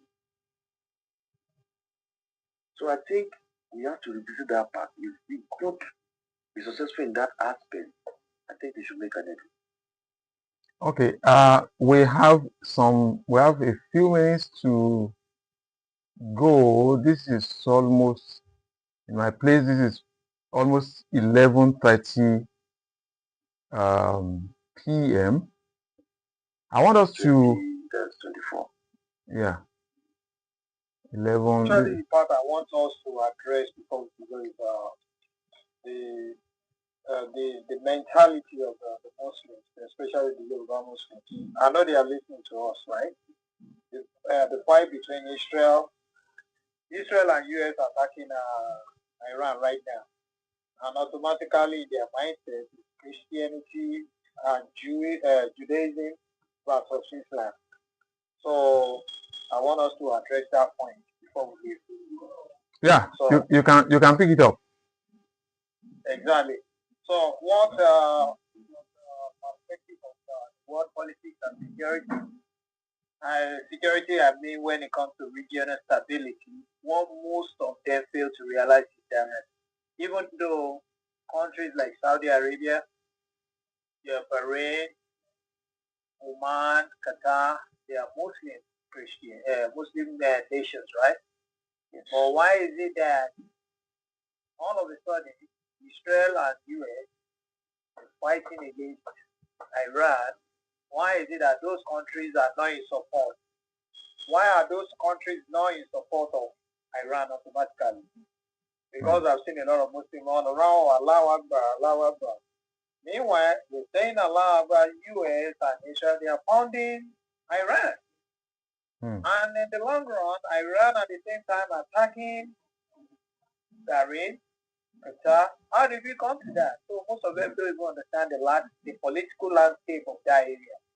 So the thing is that Iran is a threat in that area, that region. We already addressed the Shia ideology. So the agenda of Iran is to be a regional power in that area, and part of it is to spread the Shia ideology. We all know there's been a lot of friction between Shia and Muslim Sunnis across the ages. Even that friction up to today still remains intact because Iran, being the Shia capital, they want to make sure the Shia ideology spreads to other parts of Arabia. So in an attempt to do that, the other Sunni Muslims, all those countries that we mentioned, so they are constantly being suspicious of Iran. And that's part of the reason why US is in that region, and to maintain regional stability. So that's my take on that for right now. Okay. Is there anybody that wants to say something in that direction? Well, actually, Nigeria should understand. Let me just say, not only I'm not particular about the Muslim, but everybody in Nigeria should understand that the religion they practice is different from what is practiced outside Nigeria. Is that true? Yes, it's very, very correct. Why? Why do I say so? You see, the religion in Nigeria should deal with the problems in Nigeria. If the religion you are practicing does not deal with the problem in your country, they are not doing it right. Islam outside Nigeria is different from what is practiced in Nigeria. How about They'll tell you, how about Afghanistan? yeah, that's another thing. Like the type of Islam practiced in Afghanistan is even worse. Because right now in Afghanistan, women are told to cover their head cover their head to toe. In fact, they are not allowed to talk to any man. They're not even allowed to talk to themselves in public. Right now, they're not allowed to work. Anybody that wants to check can verify. Now they're not allowed to work. They're not allowed to beg for money or for help. And they are there in Afghanistan. In fact, you see them, they will gather the women, they will sit, and armed men will surround them. Why? If any of them misbehave, immediately judgment, killed, and that's it. That's why I said they should understand that Islam that is practiced elsewhere is not practiced in Nigeria. And also, the type of Islam they are practicing, they are being lied to. They will tell you Islam is one, it is not. The only time they are one is only when they want to kill the Christians. The only time they are one is only when they want to eradicate Israel. The only time they are one is only when they want to expand Islam. That is only when they have agreement together. Aside those 3 points, they have nothing in common. And that's why you see in Nigeria some sects will deal with some sects. Some sects does not even believe some sects are Muslims. Example is this guy that was arrested. Yeah, I think under Jonathan. This man from the north. I forgot Zakari or something. I forgot his name. He was arrested with his wife. If I remember the name, I will say it. He was arrested. He was put in prison. So they should stop saying things that are not religious as religion. Iran and these people are fighting for survival. Israel, all these people, Saudi Arabia, all these people know that the moment Iran have nuclear weapons, they are in problem. In fact, I can say it categorically, the first target of Iran is the Kaaba. And every Muslim in Nigeria should ask himself, if America is protecting Saudi Arabia, it's protecting Iran, is, Qatar, Dubai, Bahrain, Kuwait. Also, That's why I said the first question the Muslims supposed to ask: why do we have American bases in those countries in the first place? They are supposed to be Muslim countries, right? Yes. If the Muslims so hate America and they hate Jews, why does Saudi Arabia permit America to have a base? Why does Qatar permit America to have a base? Why does Oman, Bahrain, and all those people permit America to have presidents in their country? Why do they? So, but the problem is that most of them will not understand. Even those people, all the Arab nations, they have what they call Abraham Accord. I don't know whether you know. Abraham Accord, yes. Abraham Accord. Iran is excluded. Iran is not even because they are not Arab. It is an accord they have with Israel. It's a kind of security cooperation that those Arab nations have with Israel right now. For what? For regional stability. Most of them actually see Iran as they see Israel as a lesser evil to Iran. Once you get the regional power, everybody is in trouble in that. In fact, the question is, the presence of America in this country, they should ask themselves, what is America protecting Arab Muslims from in an Arab region? Mhm. Who are they protecting them from? Most, they just argue blindly and responding, oh, Allah Akbar, Allah Akbar, Allah Akbar. And Saudi Arabia is releasing a statement that they are ready to attack Iran at any time. They said a lot of strategic stuff is going on. All of them are high alert against Iran. Why will Nigeria Muslims think in that direction? And all of a sudden, everybody wants to. They don't know that if Iran win that area, even the Aqaba is gone. Mm. Wow. I guess that in the coming days, when things unfold more, we're going to have another show. So depending on what happens on ground, so we're going to have another show, and hopefully we'll be able to get Muslims to interact. So it's very frustrating when you are dealing with a set of people that will just make pronouncement that they are right, they are correct. But every time you challenge their position and you invite them for intellectual discussions, or they run away and they say, no, I don't want to. But all the same, we are right, we are correct. What we are saying, it's I don't know what to call it. I don't know what to call it. It's so for me personally, I'm almost fed up with that thing. But the thing that keeps me going is that, well, you don't give up.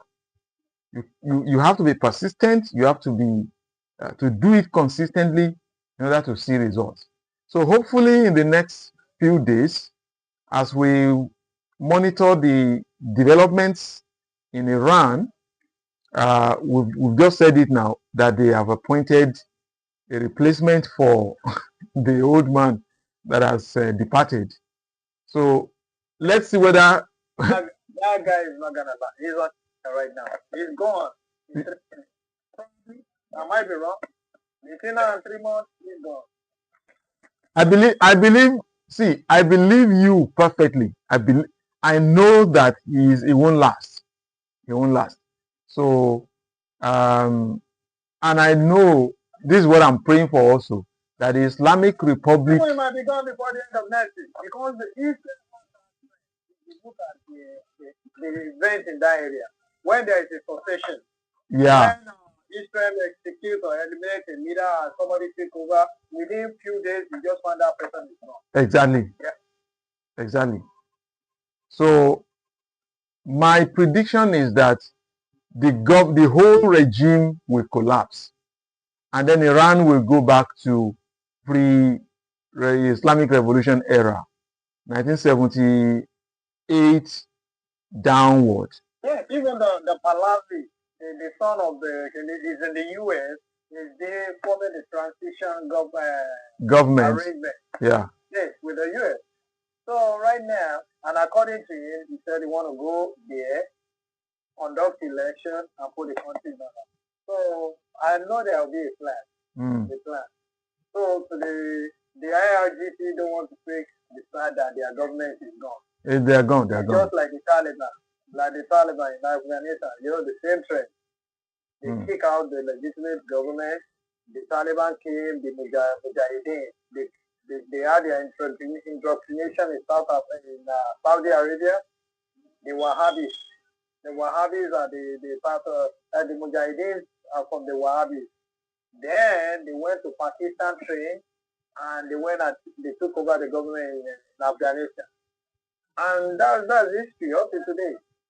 Just like Sharia government.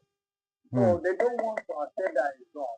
Of course, if they have a democratic government, it's going to be a whole hell of right. All these IRGCs, they're not just going to be. They're going to be a lot of terrorist groups. That's the truth. Let's face the reality. If they kick them out, because Iran being the sponsor of the major terror network in the world, if they kick that government out, who's threatening something, that government, Iran is going to be it's going to explode. That's the truth. It's not going to be easy. Well, I think we want to draw the curtain here. This is to 12 midnight in Nigeria. It's 12 midnight in Nigeria. So, any last words from our panelists before we any last words? Let me start from, this our brother has been very quiet for some time now. Yes, I'm just observing things.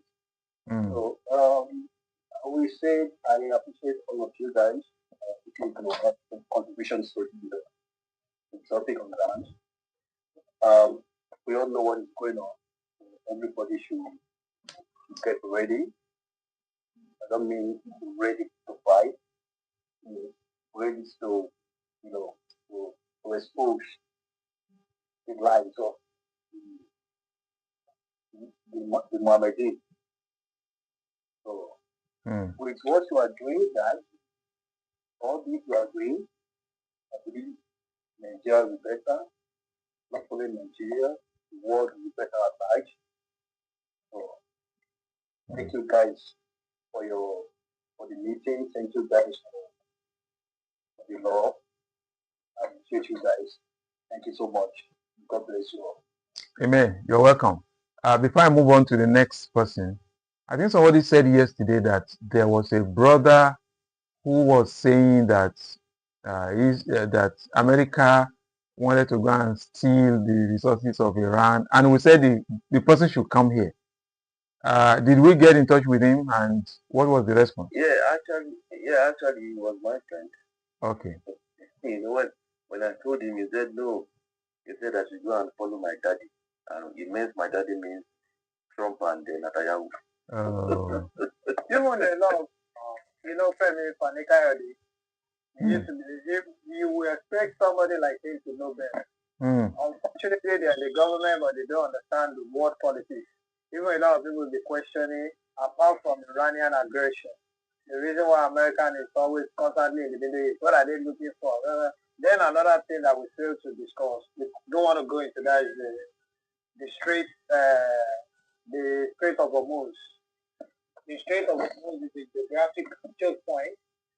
So if you look at the Gulf region, that place is so tiny that, and according to what is going on, world energy infrastructure security, world gas and oil, 50% of what moves through that area every day. So the Strait of Hormuz is 20 nautical miles wide, and it's in between. You have Iran on the top, and you have UAE in the bottom, and Oman. That place, even the two ships will not be able to pass. They have to move. Every 20 minutes, there is a ship carrying the oil, gas from that region to the outside world. So if that Places block it. I will always pressing that they're gonna block it, and I don't know if they block it. In the past conflict, they block it, and they always threaten to block it. So if that place is closed for a day, the water, oil, the gas, everything just crash like that, and it's gonna affect a lot of economy. So America is here for another reason, economy. That is that. Economy, yeah. Even a barrel of crude oil is not $3. It has increased. God bless you. That's the reason why when there's a tension in that area, why is it that all of a sudden the price of oil just go up? Boom. Because of the Strait of Hormuz. Strait of Hormuz is very vital. So American ships, Western ships have to parade that area every minute. Because that place, if it's closed, is gonna affect world oil. Okay. So let me just say this. I think these issues cannot be. We can't just discuss one time and everybody goes to sleep. These are issues that we need to revisit over and over again and drum some of these things into the ears of our people. Some people will not get something in a day when you tell them, but we have to repeat some of these things. We have to do programs upon programs to. Some people were not here tonight, maybe for one reason or another, but we have to keep on repeating some of the issues that we have discussed, because something that has been entrenched in the bloodstream, in the system, it is not one day's message that will drive it out. So I'm saying in essence that will you be willing anytime that we have some other issues that we should come and have these intellectual discussions and possibly if we get people that want to engage, maybe when they see that we're doing it constantly, they may be drawn out of their shell to go and participate. So that is just what I'm stylishly requesting. If there is, if we have the time to do it from time to time. No, it's okay with me so far. Yeah, so far it's a convenient time for me because why I'm even having much time around now is because of the chaos, whatever. So so far I have the time. I have no issue. Yeah, me too. All right. I have to be more interested. Like one suggestion is when we make contribution, it has to be time. You know. Yeah. Time, so that it's not gonna be boring. Then bring somebody to engage us. Okay. Understand? Eventually, bring somebody to engage, especially people that have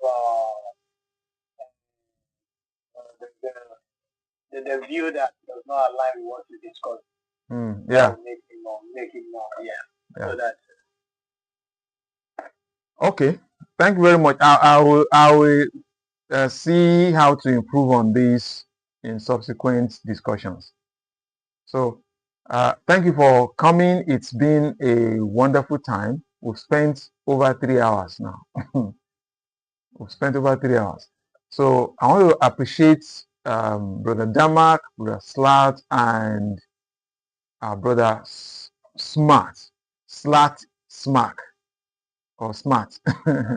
that God bless. So thank you for coming. I appreciate it. God bless you so much. You're welcome, sir. All right, sir. God bless you. Thank you. Thank you, sir. All right, good night, everyone. Good night.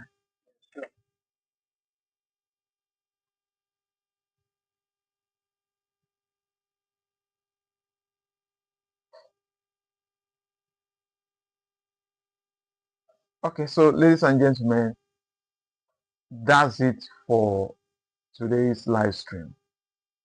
Hopefully, in the next 2 days or so, maybe by Tuesday, we'll have another live stream. Thanks for coming. For those that have joined on YouTube and on TikTok. Thank you and God bless you. All right, guys, in this video, I'm going to tell you